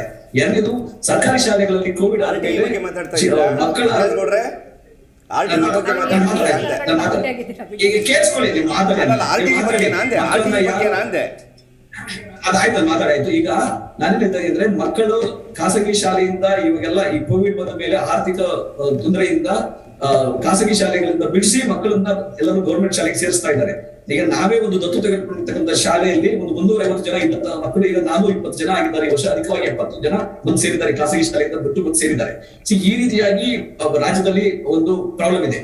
ನಾನು ದತ್ತು ತೆಗೆದುಕೊಂಡಿರ್ತಕ್ಕಂಥ ಶಾಲೆಯಲ್ಲಿ 2 ಸರ್ಕಾರಿ ಟೀಚರ್ಗಳ ಕೊರತೆ ಇದೆ. ಅದು ನಾವು ಖಾಸಗಿಯಾಗಿ ನಮ್ಮಿಂದ ಏನು ಸಹಾಯ ಆಗ್ತದೆ ಒಬ್ಬರು ಟೀಚರ್ ನಾವು ಕೊಟ್ಟಿದ್ದೇವೆ. ಆದ್ರೆ ಇಡೀ ರಾಜ್ಯದಲ್ಲಿ 3 ವರ್ಷಗಳಿಂದ ಶಿಕ್ಷಕರ ನೇಮಕಾತಿ ಆಗಿಲ್ಲ. 17,000 ಶಿಕ್ಷಕರ ನೇಮಕಾತಿ ಈ ವರ್ಷ ಆಗಬೇಕಿದೆ, ಇಲ್ಲಿವರೆಗೂ ಆಗಿಲ್ಲ. ನಾವು ಏನೋ ಹೇಳೋದಲ್ಲ, ಊಹಾಪೋಹ ಹೇಳಬಾರದು, ಇನ್ನೊಬ್ಬರು ಆರೋಪ ಮಾಡೋದು ಹೇಳಬಾರದು. ವಸ್ತುಸ್ಥಿತಿ ಏನಿದೆ ಅದನ್ನು ಒಪ್ಕೋಬೇಕು. ಆ ವಸ್ತುಸ್ಥಿತಿನ ಸರಿ ಮಾಡ್ಕೊಳ್ಳೋದು ಹೇಗೆ ಅಂತ ಬಿಜೆಪಿ ಸರ್ಕಾರ ನೋಡ್ಬೇಕು. ಆ ನೋಡುವಂತಹ ವ್ಯವಧಾನ ಆಗ್ಲಿ ಅಥವಾ ಅವರಿಗೆ ಪ್ರಯಾರಿಟಿ ಆಗಿ ಈ ಸರ್ಕಾರಕ್ಕೆ ಕಾಣ್ತಾ ಇಲ್ಲ. ಸೊ ಶಿಕ್ಷಣ ಕ್ಷೇತ್ರದ ಬಗ್ಗೆ ಬಿಜೆಪಿ ಸರ್ಕಾರದವರು, ಬಿಜೆಪಿ ವಕ್ತಾರರು ಏನಾದ್ರು ಮಾತಾಡಿದ್ರೆ ಅದು ಆಸೆ ಆಗುತ್ತೆ, ಜನತೆಗೆ ಒಂದು ನಿರಾಸೆ ಆಗುತ್ತೆ. ಹಂಗಾಗಿ ತಾವು ಈಗ ಆಯ್ತು, ತಾವು ಹೇಳೋದು ಏನು, CSR ಫಂಡ್ ಅಲ್ಲಿ CSR ಫಂಡ್ ಅಲ್ಲಿ ಶಾಲೆ ಕಟ್ಟಿದ್ದಾರೆ, ಇಲ್ಲಿ ಶಾಲೆ ಕಟ್ಟಿದ್ದಾರೆ. ಹೌದು, CSR ಫಂಡ್ ಅಲ್ಲಿ ಪ್ರಾಮುಖ್ಯತೆ ಅದಕ್ಕಿದೆ. ಕೋವಿಡ್ ಆದ್ಮೇಲೆ ಎರಡನೇದಾಗಿ ಶಿಕ್ಷಣಕ್ಕೆ ಅವರು ಆದ್ಯತೆ ಕೊಡ್ಬೇಕಿದೆ. ಅವ್ರು ಬಿಲ್ಡಿಂಗ್ ಗಳನ್ನ ಕಟ್ತಾರೆ, ಅದು ಅವ್ರ ಬಾಧ್ಯತೆ. ಅವ್ರ ಹೆಸರು ಹಾಕೊಂತಾರೆ. ಅದಂತ ಹೇಳಿ ಸರ್ಕಾರದ ಎಲ್ಲಾ ಹಳ್ಳಿಗಳಲ್ಲಿ, ರಾಜ್ಯದ ಎಲ್ಲಾ ಹಳ್ಳಿಗಳಲ್ಲಿ ಅವ್ರು ಶಾಲೆ ಕಟ್ಲಿಕ್ಕೆ ಸಾಧ್ಯ ಆಗಲ್ಲ ಶಾಲೆಗಳನ್ನ. ಹಂಗಾಗಿ ನೀವು ಯಾವುದೋ ಒಂದನ್ನ ಮಾಡಲಾಗಿಟ್ಕೊಂಡು ಇಡೀ ರಾಜ್ಯದಲ್ಲಿ ಅಭಿವೃದ್ಧಿ ಆಗಿದೆ ಅಂತ ಹೇಳುವಂಥದ್ದು ಅದು ಅಪಹಾಸ್ಯ ಆಗುತ್ತೆ. ಸರ್ಕಾರದ ಜವಾಬ್ದಾರಿಯನ್ನು ಸರ್ಕಾರ ನಿಲ್ಲಬೇಕು. ಸರ್ಕಾರ ಹೆಂಗೆ ಸಂಪನ್ಮೂಲನ ಹೊಂದಿಸ್ತದೆ, ಸರ್ಕಾರ ಹೆಂಗೆ ಮೂಲಭೂತ ಸೌಕರ್ಯಗಳನ್ನ ಅಭಿವೃದ್ಧಿ ಮಾಡ್ತದೆ ಅನ್ನೋದು ಬಹಳ ಮುಖ್ಯ. ಶಿಕ್ಷಕರನ್ನ ಯಾವಾಗ ನೇಮಕ ಮಾಡ್ತೀರ ಅನ್ನೋದು ಬಹಳ ಮುಖ್ಯ. ಮಕ್ಕಳಿಗೆ ಯಾವಾಗ ಈ ಟೆಕ್ನಾಲಜಿನ ಜಾಸ್ತಿ 3 ವರ್ಷದ ಏನು ಉನ್ನತೀಕರಣ ಆಗಿಲ್ಲ ಸ್ನೇಹಿತರೆ, 3 ವರ್ಷಗಳಿಂದ ಆಗಿಲ್ಲ. ಈ ವರ್ಷದಲ್ಲಿ ತ್ವರಿತಗತಿಯಲ್ಲಿ ಮಾಡ್ಬೇಕಾಗಿತ್ತು, ಅದನ್ನ ಮಾಡೋದ್ ಬಿಟ್ಬಿಟ್ಟು ತಾವೆಲ್ಲ ಪಠ್ಯಕ್ರಮದ ಪರಿಷ್ಕರಣೆಯಲ್ಲಿ ತಾವೆಲ್ಲ ಬ್ಯುಸಿ ಆಗಿದ್ರಿ. ಅದ್ಯಾವುದೋ ಒಬ್ಬ ಕಿಡಿಗೇಡಿನ ನೀವು ಎಲ್ಲರೂ ಡಿಫೆಂಡ್ ಮಾಡೋರಿಗೆ ಬ್ಯುಸಿ ಆಗಿದ್ರಿ. ನಮ್ಗೆ ಗೊತ್ತಿತ್ತು ಅಲ್ಲಿ ಏನಾಗ್ತದೆ ಸಂಚು, ನಮ್ಗೆ ಗೊತ್ತಿತ್ತು. ಆತನನ್ನ ನೀವು ನೇಮಕ ಮಾಡಿದಾಗ ನಾವು ಹೇಳಿದ್ವಿ, ಇಲ್ಲ ರೀ ಅವನೊಬ್ಬ ಕಿಡಿಗೇಡಿ, ನಾಡ ಧ್ವಜಕ್ಕೆ ಅವಮಾನ ಮಾಡಿದ್ದ, ನಾಡ ಗೀತೆಗೆ ಅವಮಾನ ಮಾಡಿದ್ದ, ಕುವೆಂಪುರವ್ರಿಗೆ ಅವಮಾನ ಮಾಡಿದ್ದ, ಬಸವಣ್ಣನಿಗೆ ಅವಮಾನ ಮಾಡಿದ್ದ, ಅಂಬೇಡ್ಕರ್ ಅವ್ರಿಗೆ ಅವಮಾನ ಮಾಡಿದ್ದ. ಅಂತ ವ್ಯಕ್ತಿ ತಾವು ನೀವು ಪದವಿ ಕೊಟ್ರೆ ಅದ ಬಿಡ್ತಾನ, ನಮ್ಗೆ ಗೊತ್ತಿತ್ತು ಈ ತರ ಮಾಡ್ತಾರೆ ಅಂತ. ಈ ತರ ಗೊತ್ತಿತ್ತು, ನಾವ್ ಇದನ್ನ ಹೇಳಿದ್ವಿ. ನಾವು ಸುಮ್ಮನೆ ಗೊತ್ತಿರ್ಲಿಲ್ಲ, ನಮ್ಗೆ ಗೊತ್ತಿತ್ತು, ಸುಮ್ಮನೆ ಗೊತ್ತಿರಲಿಲ್ಲ. ನಾವು ಹೇಳಿದ್ವಿ, ಮುಖ್ಯಮಂತ್ರಿಗಳಿಗೆ ಟ್ವೀಟ್ ಮಾಡಿದ್ವಿ, ಪತ್ರಿಕೆಯಲ್ಲಿ ಹೇಳಿಕೆ ಕೊಟ್ಟಿದ್ವಿ, ಇಲ್ಲ ಈ ತರ ಆಗುತ್ತೆ ಅಂತ. ಗೊತ್ತಿದ್ದು ಉದ್ದೇಶಪೂರ್ವಕವಾಗಿ ಒಂದು ಸಂಚು ಮಾಡಿ ಯಾಕೆ ಈ ತರ ಎಲ್ಲ ಮಾಡ್ತೀರಾ? ನಮ್ಮ ನಾಡಿನ ಇತಿಹಾಸ, ನಮ್ಮ ನಾಡಿನ ಹಿರಿಮೆ, ನಮ್ಮ ಪರಂಪರೆ, ನಮ್ಮ ಸಾಹಿತ್ಯ, ನಮ್ಮಲ್ಲಿ 2000 ವರ್ಷಗಳ ಇತಿಹಾಸ ಇದೆ. ನಮ್ಮ ಕನ್ನಡಕ್ಕೆ ಒಂದು ಐಡೆಂಟಿಟಿ ಇದೆ. ಇದನ್ನು ಉಳಿಸ್ಬೇಕಾದ್ರು ನಿಮ್ದು ನಮ್ಗೆಲ್ಲರ ಜವಾಬ್ದಾರಿ ಅಲ್ವಾ? ಕುವೆಂಪುರವರಿಗೆ, ದಾರ್ಶನಿಕ ಕುವೆಂಪುರವರಿಗೆ ಗೌರವ ಕೊಡ್ಬೇಕಾದ್ರೆ ನಿಮ್ದು ನಮ್ಮ ಜವಾಬ್ದಾರಿ ಅಲ್ವಾ? ಬಸವಣ್ಣನವರಿಗೆ ಗೌರವ ಕೊಡ್ಬೇಕಾದ್ರೆ ನಿಮ್ದು ನಮ್ಮ ಜವಾಬ್ದಾರಿ ಅಲ್ವಾ?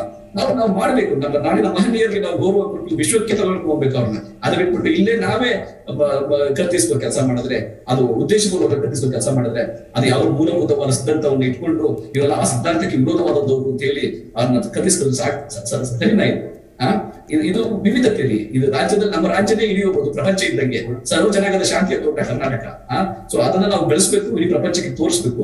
ಮನುಷ್ಯ ಮತ ವಿಶ್ವ ಮತ ಅಂತ ಕುವೆಂಪುರವರ ದಾರ್ಶನಿಕತೆನ ಈ ಪ್ರಪಂಚಕ್ಕೆ ವಿಶ್ವಮಾನ ಸಂದೇಶವನ್ನು ವಿಶ್ವಕ್ಕೆ ಸಾರಬೇಕು. ನಾವು ಅದನ್ನ ಮಾಡ್ಬೇಕು. ಅದು ಬಿಟ್ಬಿಟ್ಟು ಅವರ ವ್ಯಕ್ತಿತ್ವವನ್ನೇ ಹಾಳು ಮಾಡ್ತಾರೆ. ನಟರಾಜ್ ಸರ್ ಹೇಳಿ ಉಷಾ. ನಂದು ಒಂದೇ ನಿಮಗೆ ಒಂದು ಸಜೆಷನ್ ಅಂತಾನೆ ಹೇಳ್ಬೋದು.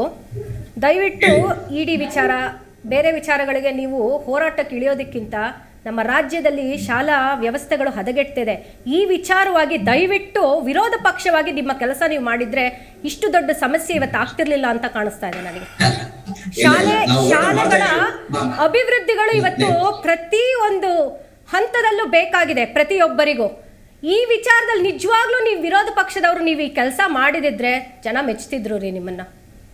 ಇಲ್ಲ, ಜನ ಮೆಚ್ತಾ ಇದ್ದಾರೆ, ನಾವು ಮಾಡ್ತಾ ಇದೀವಿ. ಅದು ತಮ್ಗಿನ್ನೂ ಗಮನಕ್ಕೆ ಬಂದಿಲ್ಲ, ಯಾಕಂದ್ರೆ ತಾವು ಬೇರೆ ಪಕ್ಷದ ಗಮನಕ್ಕೆ ಬಂದಿಲ್ಲ, ಮೂಲಭೂತ ಸೌಕರ್ಯಗಳು ಗಮನಕ್ಕೆ ಬಂದಿಲ್ಲ ಅಂತಾರಲ್ರಿ. ನಿಮ್ಮ ಸರ್ಕಾರ ಆದ್ಮೇಲೆ ಇವರು ಬಂದಿರೋದು, ದಯವಿಟ್ಟು ಗಮನಕ್ಕೆ ಬಂದಿಲ್ಲ ಅಂತ ಹೇಳ್ಬೇಡಿ. ಸಾಕಷ್ಟು ಶಿಕ್ಷಣ ಬಹಳ ಪ್ರಾಮುಖ್ಯತೆ ಇದೆ. ಓಕೆ ರಾಘವೇಂದ್ರ ಸರ್, ಹಾಗಿದ್ರೆ ನಟರಾಜ್ ಸರ್ ಹೇಳ್ತಾ ಇದ್ರು ರೋಹಿತ್ ಚಕ್ರತೀರ್ಥ ಬಗ್ಗೆ ನಾವು ಹೇಳಿದ್ವಿ, ಟ್ವೀಟ್ ಮಾಡಿದ್ವಿ ಅಂತ. ಹಾಗಿದ್ರೆ ಅವರು ಹೇಳಿದ ಮಾತುಗಳನ್ನ ಸತ್ಯ ಮಾಡ್ಬೇಕು, ಮಾಡ್ಲಿಕ್ಕೆ ಅಂತಲೇ ಇಷ್ಟೆಲ್ಲ ಬೆಳವಣಿಗೆಗಳಾಯ್ತಾ ಅಂತ? ಖಂಡಿತ ಇಲ್ಲ. ನೋಡಿ, ಅದಕ್ಕಿಂತ ಮುಂಚೆ ಅವ್ರಿಗೆ GST ದುಡ್ಡು ಬಂದಿಲ್ಲ, 30,000 ಕೋಟಿ ಅಂತಲೇ ಹೇಳ್ಬಿಟ್ರು. GST ಇದೆಲ್ಲನೂ ಆಲ್ರೆಡಿ ಒಂದು 20 ದಿವಸದ ಮೇಲಾಯಿತು, ಎಲ್ಲ ರಾಜ್ಯಗಳಿಗೂ ಕೊಟ್ಟು ಅವರು ಏನೋ ಮಾತಾಡುವ ಭರದಲ್ಲಿ ಅದನ್ನು ಸೇರಿಸಿದ್ದಾರೆ. ಸ್ವಲ್ಪ ದಯವಿಟ್ಟು ಯಾವುದು ಬಾಕಿ ಇಲ್ಲ, ಯಾವುದು ಬಾಕಿ ಇಲ್ಲ. ಸಂಪೂರ್ಣ ದಯವಿಟ್ಟು ಕ್ಷಮೆ. ಆಯ್ತು, ಬಂದಿಲ್ಲ ಅಂದ್ರೆ ಅದನ್ನ ಆಮೇಲಿಂದ ಮಾತಾಡ್ಕೊಳ್ಳಿ. ನಾನು ಮಾತಾಡುವಾಗ ಸ್ವಲ್ಪ ಇರಿ. ಅವರೆಲ್ಲ ಮಾತಾಡುವ ಭರದಲ್ಲಿ ನಟರಾಜ್ ಗೌಡರು ಹೇಳ್ಬಿಟ್ರು ಅಂತ ಅನ್ಸುತ್ತೆ. ಹಾಗೆ SSC ಅಭಿಯಾನ, ಒಂದು ನಿಮಿಷ, ಸರ್ವ ಶಿಕ್ಷಣ ಅಭಿಯಾನದ ಬಗ್ಗೆ ಮಾತಾಡಿದ್ರು. ಸರ್ವ ಶಿಕ್ಷಣ ಅಭಿಯಾನ, ಒಂದು ನಿಮಿಷ, ಸರ್ವ ಶಿಕ್ಷಣ ಅಭಿಯಾನದ ಬಗ್ಗೆ ಮಾತಾಡಿದ್ರು. ಕಳೆದ 2 ವರ್ಷಗಳಿಂದ ಏನು ಕೋವಿಡ್ನ ಒಂದು ಇದರಲ್ಲಿ ಆತಂಕದಲ್ಲಿ ಎಲ್ಲರೂ ಇಡೀ ಪ್ರಪಂಚ ಇದ್ದಂಥ ಸಂದರ್ಭದಲ್ಲಿ ನನ್ನದೊಂದು ಪ್ರಶ್ನೆ, ಇದೇ ಮಾತಿಗೆ ನನ್ನದೊಂದು ಪ್ರಶ್ನೆ, ಇಷ್ಟೆಲ್ಲ ಆತಂಕ ಕೋವಿಡ್ ಕಾರಣ ಹೌದು, ಬೇಕಿತ್ತಾ ಪಠ್ಯಪುಸ್ತಕ ಪರಿಷ್ಕರಣೆ ಬೇಕಿತ್ತು ಸರ್? ಆಫ್ ಕೋರ್ಸ್ ಅದು ಬೇಕಾಗಿದೆ, ಅದು ಬೇಕಾಗಿದೆ. ಅದು ಪಾರ್ಟ್ ಅಂಡ್ ಪಾರ್ಸಲ್ ಆಫ್. ನೋಡಿ, ಒಂದು ನಿಮಿಷ, ನ್ಯಾಷನಲ್ ಕರಿಕ್ಯುಲಮ್ ಫ್ರೇಮ್ ಅಂತ ಇದೆ. ಮೇ ಇಂದನೇ ಶಾಲೆಗಳನ್ನ ಆರಂಭಿಸಿದ್ರೆ ಏನು ಉಪಯೋಗಕ್ಕೆ, ಏನು ಇವತ್ತು ಉಪಯೋಗ ಆಯ್ತು ವಿದ್ಯಾರ್ಥಿಗಳಿಗೆ? ಹಾಗಿದ್ರೆ ಆಯ್ತಾ ನಾನು ಉತ್ತರ ಕೊಡಲ. ಮೇ 16ರಿಂದ ಶಾಲೆ ಪ್ರಾರಂಭ ಆಯಿತು. ಈಗ ನಿಮಗೆ ನ್ಯಾಷನಲ್ ಕರಿಕ್ಯುಲಮ್ ಫ್ರೇಮ್ ಅಂತ ಇದೆ, NCF. ಆ ನ್ಯಾಷನಲ್ ಕರಿಕ್ಯುಲಮ್ ಫ್ರೇಮ್ನಲ್ಲಿ ಆಯಾ ಸಂದರ್ಭದಲ್ಲಿ ಯಾವಾಗ ಏನೇನು ಪಠ್ಯಪುಸ್ತಕ ಪರಿಷ್ಕರಣೆ ಆಗಬೇಕಾಗಿದೆಯೋ ಅದರ ಪ್ರಕಾರದಲ್ಲೇ ಪರಿಷ್ಕರಣೆ ಆಗಿದೆ ಹೊರತುನು ಹೊಸದಾಗಿ ಪಠ್ಯಪುಸ್ತಕವನ್ನು ಮಾಡಿಲ್ಲ. ಮೊದಲನೇದು. ಎರಡನೇದಾಗಿ ನಾನು ಹೇಳಬೇಕು ಅಂತಂದರೆ, ಏನು ಇವತ್ತಿನ ದಿವಸ ಇವರು RTE ಬಗ್ಗೆ ಮಾತನಾಡಿದರು ನಮ್ಮ ಸ್ನೇಹಿತರು ನಟರಾಜ್ ಗೌಡರು. ಅದು ಸಿದ್ದರಾಮಯ್ಯನವರ ಸರ್ಕಾರದಲ್ಲೇನೇ ಎಲ್ಲೆಲ್ಲಿ ಸರ್ಕಾರಿ ಶಾಲೆಗಳಿವೆ, ಇಡೀ ಬೆಂಗಳೂರಿನ ಒಂದು ಎಕ್ಸಾಂಪಲ್ ಕೊಡ್ತೀನಿ. ಬೆಂಗಳೂರಿನಲ್ಲಿ ಯಾವ ವಾರ್ಡಿನಲ್ಲಿ ಸರ್ಕಾರಿ ಶಾಲೆ ಇದೆ ಅಲ್ಲಿರ್ತಕ್ಕಂಥ ಖಾಸಗಿ ಶಾಲೆಗಳಿಗೆ RTE ಮಕ್ಕಳನ್ನು ಕಳಿಸುವ ಹಾಗಿಲ್ಲ, RTE ಮಕ್ಕಳನ್ನು ಅಡ್ಮಿಷನ್ ಮಾಡೋ ಹಾಗಿಲ್ಲ. ಅದೇ ರೀತಿಯಾಗಿ ಯಾವುದೇ ಒಂದು ಹಳ್ಳಿಗಾಡಿನಲ್ಲಿ ಅಥವಾ ಸಬರ್ಬನ್ ಏರಿಯಾಗಳಲ್ಲಿ ಎಲ್ಲಿ ಸರ್ಕಾರಿ ಶಾಲೆ ಇರುತ್ತೆ ಅಲ್ಲಿಂದ 2 ಕಿಲೋಮೀಟರ್ ವ್ಯಾಪ್ತಿಯಲ್ಲಿ ಇರತಕ್ಕಂಥ ಪ್ರೈವೇಟ್ ಶಾಲೆಗಳಿಗೆ ಮಕ್ಕಳನ್ನು ಸೇರಿಸಬಾರ್ದು ಅಂತ ಅವರೇ ತಂದರು. ಇವತ್ತಿನ ದಿವಸ ನಮ್ಮ ಮೇಲೆ ಆರೋಪ ಅದನ್ನು RTEಯನ್ನು ಹಳ್ಳ ಹಿಡಿಯೋಂಗೆ ಮಾಡಿದರು ಅಂತ ಹೇಳ್ತಾರೆ. RTE ಹಳ್ಳ ಹಿಡಿದಿಲ್ಲ, ಅದರಿಂದಾಗಿ ಸರ್ಕಾರಿ ಶಾಲೆಗಳಲ್ಲಿ ಅಡ್ಮಿಷನ್ಸ್ ಜಾಸ್ತಿ ಆಗಿದೆ. ಇವತ್ತಿನ ದಿವಸ ಕೋವಿಡ್ ನಂತರ ಸಂದರ್ಭದಲ್ಲಿ ಸರ್ಕಾರಿ ಶಾಲೆಗಳಲ್ಲಿ ಎಲ್ಲ ಶಾಲೆಗಳಲ್ಲಿ 10-15% ಇಂಪ್ರೂವ್ಮೆಂಟ್ ಆಗಿದೆ ಅಡ್ಮಿಷನ್ಸ್. ಅಲ್ಲಲ್ಲ, ಅವ್ರು ಮಾತಾಡಿದ್ರು, ಅದಲ್ಲ ಹೇಳ್ತಾ ಇದ್ದೀನಿ ಕೇಳಿ, ಅವ್ರು ಮಾತಾಡಿದ್ದಕ್ಕೆ ನಾನು ಒಂದು ಉತ್ತರ ಕೊಡ್ತಾ ಇದ್ದೀನಿ. ಪ್ರೈವೇಟ್ ಶಾಲೆಗಳು ಇದೆ, ಪ್ರೈವೇಟ್ ಶಾಲೆಗಳ ಮೊರೆ ಹೋಗಲಿಲ್ಲ ಅಂತ ಯಾಕೆ ಅನ್ಕೊಂತೀರಾ? ಅಲ್ಲಲ್ಲ, ಪ್ರೈವೇಟ್ ಶಾಲೆಗಳಲ್ಲಿ ದುಡ್ಡು ಕಟ್ಟಕ್ಕಾಗದೇ ಇರತಕ್ಕಂಥವರು ಸರ್ಕಾರಿ ಶಾಲೆಗಳಿಗೆ ಇವಾಗ ಕೋವಿಡ್ ನಂತರ ಸಂದರ್ಭದಲ್ಲಿ ಬಂದು ಸೇರಿದ್ದಾರೆ. ಅದನ್ನು ನಾನು ಹೇಳಕ್ಕೆ ಬಯಸ್ತಾ ಇದ್ದೇನೆ. ಸರ್ಕಾರಿ ಶಾಲೆಗಳು ಇವತ್ತಿನ ದಿವಸ ಏನು ಇಂಪ್ರೂವ್ಮೆಂಟ್ ಆಗಿದೆ ಅದನ್ನು ನೋಡಿ ಜನ ಬಂದಿದ್ದಾರೆ, ಮೊದಲನೇದಾಗಿ. ಎರಡನೇದಾಗಿ ಅವರು ಹೇಳಿದ್ರು ಸರ್ವಜನಾಂಗದ ಶಾಂತಿಯ ತೋಟ ಅಂತ. ಅದು ಕೆಳಗಡೆ ಇರತಕ್ಕಂಥದ್ದು, ಅದಕ್ಕೂ ಮೇಲ್ಗಡೆ ಇದೆ ಜನನಿಯ ಜೋಗಳ ವೇದದ ಘೋಷ, ಜನನಿ ಜೀವು ನಿನ್ನಾವೇಶ ಅಂತ ಕರ್ನಾಟಕ ಮಾತೆಯ ಮೇಲೆ, ಕರುನಾಡಿನ ಮೇಲೆ ಕುವೆಂಪುರವರು ಬರೆದಿರ್ತಕ್ಕಂಥದ್ದು. ಕುವೆಂಪುರವ್ರ ಬಗ್ಗೆ ಇಷ್ಟೆಲ್ಲ ಮಾತನಾಡ್ತಾರಲ್ಲ, ಕುವೆಂಪುರವರು ಯಾವಾಗ ಎಷ್ಟನೇ ಒಂದು ಅವರ ವಯಸ್ಸಿನಲ್ಲಿ ಯಾವ ಒಂದು ತರಗತಿಯಲ್ಲಿ ಯಾವ ಒಂದು ಪದವಿ ವಿದ್ಯಾರ್ಥಿ ಆಗಿದ್ದಾಗ ಅವರು ಕನ್ನಡದಲ್ಲಿ ಬರೆಯೋದಕ್ಕೆ ಕಲ್ತರು ಗೊತ್ತಿದೆಯಾ? ಅವರು MA ಇಂಗ್ಲೀಷ್ ಅಂತ ತೆಗೆದುಕೊಂಡಿದ್ದಂಥವರು. ಇಂಗ್ಲೀಷ್ನಲ್ಲಿ ಅವರು ಸುಲಲಿತವಾಗಿ ಅವರು ಬರಹಗಳನ್ನು ಬರಿತಾ ಇದ್ದರು, ಸುಲಲಿತವಾಗಿ ಪದ್ಯಗಳನ್ನು ಬರಿತಾ ಇದ್ದರು, ಹಾಡುಗಳನ್ನು ಬರಿತಾ ಇದ್ದರು, ಹಾಗೂ ಎಲ್ಲ ಆರ್ಟಿಕಲ್ಗಳನ್ನು ಅವ್ರು ಬರಿತಾ ಇದ್ದರು. ಅವರು ಏನು ನಾಟಕಗಳನ್ನು ಬರಿತಾ ಇದ್ದರು. ಆವಾಗ ಅವರ ಒಂದು ಬರಹದ ಶೈಲಿಯನ್ನು ನೋಡಿ ಕುವೆಂಪುರವರ MAನಲ್ಲಿ ಲೆಕ್ಚರರ್ ಆಗಿದ್ದಂಥವರೊಬ್ಬರು ಅವತ್ತಿಗೆ, ಯಪ್ಪ ನೀನು ಇಂಗ್ಲೀಷ್ನಲ್ಲಿ ಇಷ್ಟೆಲ್ಲ ಬರೀತೀಯಲ್ಲೋ, ಮನಸ್ಸು ಮಾಡಿದರೆ ಕನ್ನಡದಲ್ಲಿ ಇದಕ್ಕಿಂತ ನೀನು ಉತ್ತಮವಾದದ್ದನ್ನು ಬರೀಬೋದು, ಕನ್ನಡದಲ್ಲಿ ಬರೆಯೋದಕ್ಕೆ ಶುರು ಮಾಡು ಅಂತ ಅವರು ಉತ್ತೇಜನವನ್ನು ಕೊಟ್ಟರು. ಆ ಉತ್ತೇಜನದಿಂದಾಗಿ ಅವರು ಅವತ್ತಿನ ದಿವಸ ಕನ್ನಡದಲ್ಲಿ ಬರೆಯೋದಕ್ಕೆ ಶುರು ಮಾಡಿದರು. ಇವತ್ತಿನ ದಿವಸ ನಾವು ಅವರನ್ನೆಲ್ಲನೂ ರಸಋಷಿ ಅಂತಲೇ ಕರಿತೀವಿ. ಕನ್ನಡದ ರಸಋಷಿ ಶ್ರೀ ಕುವೆಂಪುರವರು. ಅಂಥವರ ಕುವೆಂಪುರವರ ಪದ್ಯಗಳನ್ನು ತೆಗೆದು ಹಾಕಿದಂಥ ಕೀರ್ತಿಯನ್ನು ಇಟ್ಟುಕೊಂಡು ಕೂಡ ಇವತ್ತು ತಿರ್ಗಿ ಮಾತಾಡ್ತಾರಲ್ಲ, ಅವರಿಗೆ ಆತ್ಮಸ್ಥೈರ್ಯ ಹೇಗೆ ಬರುತ್ತೆ, ನೈತಿಕತೆ ಹೇಗೆ ಬರುತ್ತೆ ಅಂತಕ್ಕಂಥ ಒಂದು ಪ್ರಶ್ನೆಯನ್ನು ನಾನು ಮಾಡಲಿಕ್ಕೆ ಇಷ್ಟಪಡ್ತೀನಿ. ಇವತ್ತಿನ ದಿವಸ ಇಷ್ಟೆಲ್ಲ ಮಾತನಾಡಬೇಕಾದ್ರೆ ಬರಗೂರು ರಾಮಚಂದ್ರಪ್ಪನವರ ಒಂದು ನೇತೃತ್ವದ ಸಮಿತಿಯಲ್ಲಿ ಹೇಗೆ ಇವರು ಅದನ್ನು ತಡ್ಕೊಂಡ್ರು. ಇವತ್ತು ನಟರಾಜ್ ಗೌಡ್ರು ಮಾತಾಡೋರು ಅವತ್ತು ಯಾಕೆ ಅದನ್ನೆಲ್ಲ ನೋಡಿರಲಿಲ್ಲ, ಅವತ್ತು ಯಾಕೆ ಅದನ್ನು ಪ್ರಶ್ನೆ ಮಾಡಲಿಲ್ಲ? ನಟರಾಜ್ ಗೌಡ್ರೆ ಇರ್ಬೋದು ಅಥವಾ ಅವರ ಸಮಿತಿ ಯಾರು ಅವತ್ತು ಯಾಕೆ ಟ್ವೀಟ್ ಮಾಡಲಿಲ್ಲ? ಅವತ್ತು ಯಾಕೆ ಅದನ್ನೆಲ್ಲ ಪ್ರಶ್ನೆ ಮಾಡಲಿಲ್ಲ? ಯಾಕೆ ಅಂದ್ರೆ ಅವ್ರದೇ ಸರ್ಕಾರ ಆಯಿತು, ಮಾತಾಡಬಾರ್ದು ಅಂತ ಸುಮ್ಮನೆ ಆಗ್ಬಿಟ್ಟಿದ್ದೀರಾ? ನಾವು ಅಬ್ಜೆಕ್ಷನ್ ಹೆಚ್ಚಲಿಕ್ಕೆ ನಮ್ಮನ್ನ ಏನು ಕೇಳಲೇ ಇಲ್ಲವಲ್ಲ. ಅವತ್ತಿನ ದಿವಸ ಈ ರೀತಿಯಾದಂಥ ಅವತ್ತಿನ ದಿವಸ ಇವತ್ತು ನಾವು ಹೊರಗಡೆ ತಂದಿರುವ ಹಾಗೆ ಎಲ್ಲವನ್ನು ಓಪನ್ ಆಗಿ ತರಲಿಲ್ಲ. ಅವರು ಕದ್ದು ಮುಚ್ಚಿ ಮಾಡಿದಂಥದ್ದು, ಕದ್ದು ಮುಚ್ಚಿ ಮಾಡಿದ್ರು. ಅವರು ಯಾವತ್ತೂ ಹೊರಗಡೆ ಈಚೆಗೆ ಓಪನ್ ಆಗಿ ಬರಲೇ ಇಲ್ಲ. ಪ್ರತಿಯೊಂದರಲ್ಲೂ ಅಷ್ಟೊಂದು ಧೈರ್ಯ, ಮನಸ್ಸು, ವಿಶಾಲವಾದ ಮನಸ್ಸು ಅವ್ರಿಗೆ ಇರಲಿಲ್ಲ. ಪಬ್ಲಿಕ್ಕಿಗೆ ಬರ್ತಕ್ಕಂಥ ವಿಶಾಲವಾದ ಮನಸ್ಸು ಅವತ್ತಿನ ಸರ್ಕಾರಕ್ಕೆ ಇರಲಿಲ್ಲ ಅಲ್ವಾ ನಟರಾಜ್ ಗೌಡ್ರೆ? ಪಠ್ಯಕ್ರಮ ಅಂದ್ರೆ ಪರಿಷ್ಕರಣೆ ಅಂದ್ರೆ ಏನು, ಪರಿಷ್ಕರಣೆ ಮಾಡ್ಬೇಕಾದ್ರೆ ಯಾವ ಕವಿಗಳು ಸೇರಿಸಬೇಕು, ಎಷ್ಟು ಕವಿಗಳು ಸೇರಿಸಬೇಕು, ಎಷ್ಟು ಜನಗಳಿಗೆ ಆದ್ಯತೆ ಕೊಡಬೇಕು.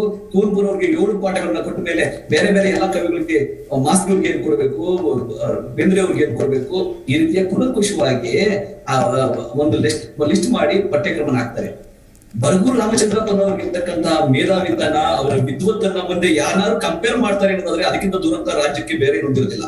ಒಂದು. ಎರಡನೇದು, ಬರಗೂರು ಬರಗೂರ್ನವ್ರು ಯಾವತ್ತೂ ಕೂಡ ಸಂವಿಧಾನ ಶಿಲ್ಪಿ ಅಂಬೇಡ್ಕರ್ ಅಂತ ಯಾವತ್ತೂ ಇರಲಿಲ್ಲ.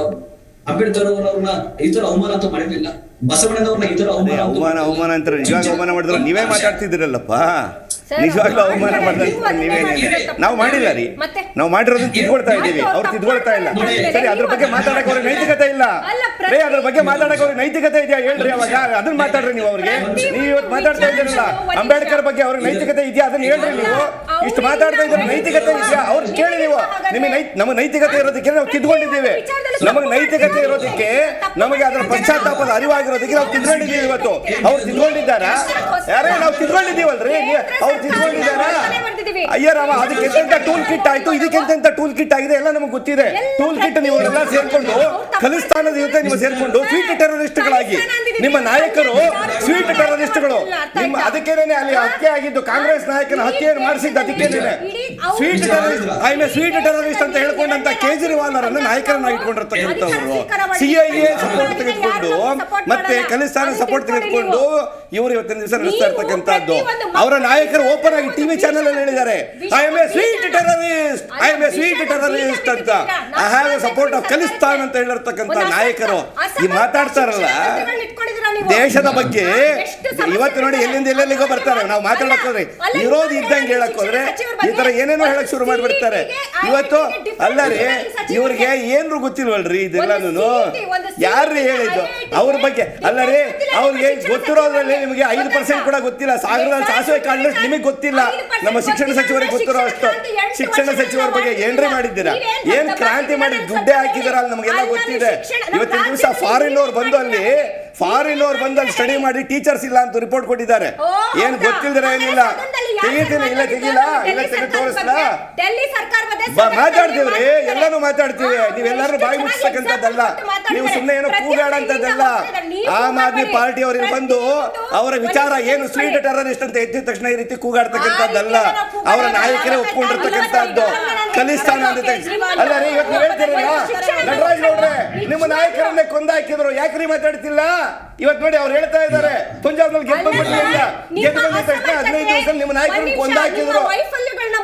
ನಮ್ಮ ವೈಫಲ್ಯ ಏನು ಇಲ್ಲ ರೀ. ವೈಫಲ್ಯ ಇದ್ರೆ ತೆಗೆದು ಇಷ್ಟೊಂದು ಹಾಕ್ಬೇಕಾಗಿತ್ತು. 8 ವರ್ಷಗಳಲ್ಲಿ ನಮ್ಮ ವೈಫಲ್ಯ ಇದ್ರೆ ಯಾಕೆ ನೀವು ಒಂದು ಅಲಿಗೇಷನ್ ಡಿಸ್ಟ್ರಿಬ್ಯೂಷನ್ ಕರೆಕ್ಟಾಗಿ ಮಾಡೋಕ್ಕಾಗಿಲ್ಲ. ಹೆಚ್ಚಾಗಿ ಯಾಕೆ ಒಂದೇ ಒಂದು ನಿಮ್ಮ ಸತ್ಯೇಂದ್ರ ಜೈನ್ ಏನಾದ್ರು ನಿಮ್ಮದು ಸಂಪೂರ್ಣವಾದಂತ ಭ್ರಷ್ಟಾಚಾರ ರಹಿತ ಸತ್ಯೇಂದ್ರ ಜೈನ್ ಏನಾಗಿದ್ದಾರೆ ಇವತ್ತು? ಸತ್ಯೇಂದ್ರ ಜೈನ್ ಏನಾಗಿದ್ದಾರೆ? ಅಕ್ರಮ ಹಣ ಏನಾಗಿದೆ ಇವತ್ತು? ಎಷ್ಟು ಜನರ ಮನೆಯಲ್ಲಿ ಗನ್ನುಗಳು ಸಿಕ್ಕಿದೆ? ನಿಮ್ಮ ಆಮ್ ಆದ್ಮಿ ಪಾರ್ಟಿಯ MLAಗಳ ಮನೆಯಲ್ಲಿ ಎಷ್ಟೋ ಜನರ ಮನೆಗಳಲ್ಲಿ ಗನ್ನು ಸಿಕ್ಕಿದೆ. ಎಷ್ಟು ಜನರ 57 ಜನರ ಮನೆಗಳಲ್ಲಿ ಗನ್ನು ಸಿಕ್ಕಿದೆ. 57 ಜನರ ಮೇಲೆ FIR ಆಗಿದೆ. ಗೊತ್ತಿದೆಯಾ ಅದು? ಮಾತಾಡ್ತಾ ಇದ್ದಾರೆ ಇವತ್ತಿನ ದಿವಸ. ಅಕ್ರಮ ಶಸ್ತ್ರಾಸ್ತ್ರಗಳನ್ನು ಹೊಂದಿರತಕ್ಕಂಥವ್ರು ಇವರು. ಅಕ್ರಮ ಶಸ್ತ್ರಾಸ್ತ್ರಗಳನ್ನು ಹೊಂದಿಕೊಂಡು ಇವ್ರು ಇಟ್ಕೊಂಡು ಸ್ವೀಟ್ ಟೆರರಿಸ್ಟ್ ಅಂತ ಮಾತಾಡ್ತಾ ಇದ್ದಾರೆ ಇವತ್ತು. ಅವರು ಸ್ವೀಟ್ ಟೆರರಿಸ್ಟ್ ಅಂತ ಅವರೇ ಹೇಳ್ಕೊಂಡಿದ್ದಾರೆ. ಅವರೇ ಡಿಕ್ಲೇರ್ ಮಾಡ್ಕೊಂಡಿದ್ದಾರೆ. ಅವರೇ ಡಿಕ್ಲೇರ್ ಮಾಡ್ಕೊಂಡಿರ್ತಕ್ಕಂಥವ್ರು. ನೀವು ಅದನ್ನ ಬಿಟ್ಬಿಟ್ಟು ಎಲ್ಲೆಲ್ಲ ಹಾಕೋದ್ರಿ. ನೀವು ಹೋಗಿದ್ದು ನೀವು ಉತ್ತರ ಕೊಟ್ಟೆ ನೋಡಿ. ಈಗ ಒಂದೇನಾಗಿದೆ ಗೊತ್ತಾ, ದೆಹಲಿಯಲ್ಲಿ ಹೌದು ಆಮ್ ಆದ್ಮಿ ಪಾರ್ಟಿ ಸರ್ಕಾರ ಏನಾಗಿದೆ, ನಾವು ಕಾಂಗ್ರೆಸ್ ಸರ್ಕಾರ ಕಟ್ಟಿಸಿದಂತಹ ಶಾಲೆಗಳಿಗೆ ಸುಣ್ಣ ಬಣ್ಣ ಹೊಡೆದು ಹೊಸ ಚೇರು ಟೇಬಲ್ ಹಾಕಿ ನಾವೇನೋ ಹೊಸದಾಗಿ ಕ್ರಾಂತಿ ಮಾಡಿದೀವಿ ಅಂತ ಹೇಳ್ಕೊಂತಾರೆ. ಅದು ಸ್ವಲ್ಪ ಎಕ್ಸಾಗ್ರೇಟ್ ಮಾಡ್ತಾರೆ. ಕೆಲಸ ಮಾಡಿಲ್ಲ ಅಂತ ಹೇಳಲ್ಲ, ನಾನು ಸ್ವಲ್ಪ ಎಕ್ಸಾಗ್ರೇಟ್ ಮಾಡ್ತಾರೆ. ಹಿಂದೆ ಏನು ಮಾಡಿಲ್ಲ ಅಂತ ಕೂಡ ಹೇಳ್ತಾರೆ. ಅದನ್ನ ಸರಿಯಾದ ವಿಷಯ ಅಲ್ಲ. ಅದನ್ನ ಮತ್ತೆ ಸ್ವಲ್ಪ ಚರ್ಚೆ ಮಾಡ್ತಾರೆ. ಮತ್ತೊಮ್ಮೆ ಗೆಲ್ತಿದ್ರಲ್ಲ, ಮನೆಗೆ ಯಾಕೆ ಕಳ್ಸಿದ್ರು? ಅದನ್ನ ನೀವು ಯೋಚನೆ ಮಾಡ್ಬೇಕು. ನೀವು ಹೇಳೋದಲ್ಲ, ಶಿಕ್ಷಣ ಕ್ರಾಂತಿ ನೀವಲ್ಲ ಮೆಚ್ಕೊಳ್ಳೋದು. ಇಡೀ ದೇಶಾದ್ಯಂತ ಪ್ರಪಂಚ ಪೂರ್ತಿ ಅದ್ರ ಬಗ್ಗೆ ತಿಳುವಳಿಕೆ ಇದೆ. ನೀವು ಒಮ್ಮೆ ಹೋಗ್ಬಿಟ್ಟು ನೋಡ್ಬಿಟ್ಟು ಮಾತಾಡಿ. ಆದ್ರೆ 10% ಕೊಡಿ ಸರ್. ನಮ್ಮ ಬೆಂಗಳೂರಲ್ಲಿ ಸಾಕು ನಮ್ಗೆ 132 ಶಾಲೆಗಳಿದಾವಲ್ಲ, 10% ಕೊಡಿ. ಕಂಟ್ರೋಲ್ ಮಾಡ್ರಿ. Please control her. No, I will speak and let her speak later. No, why? What is this?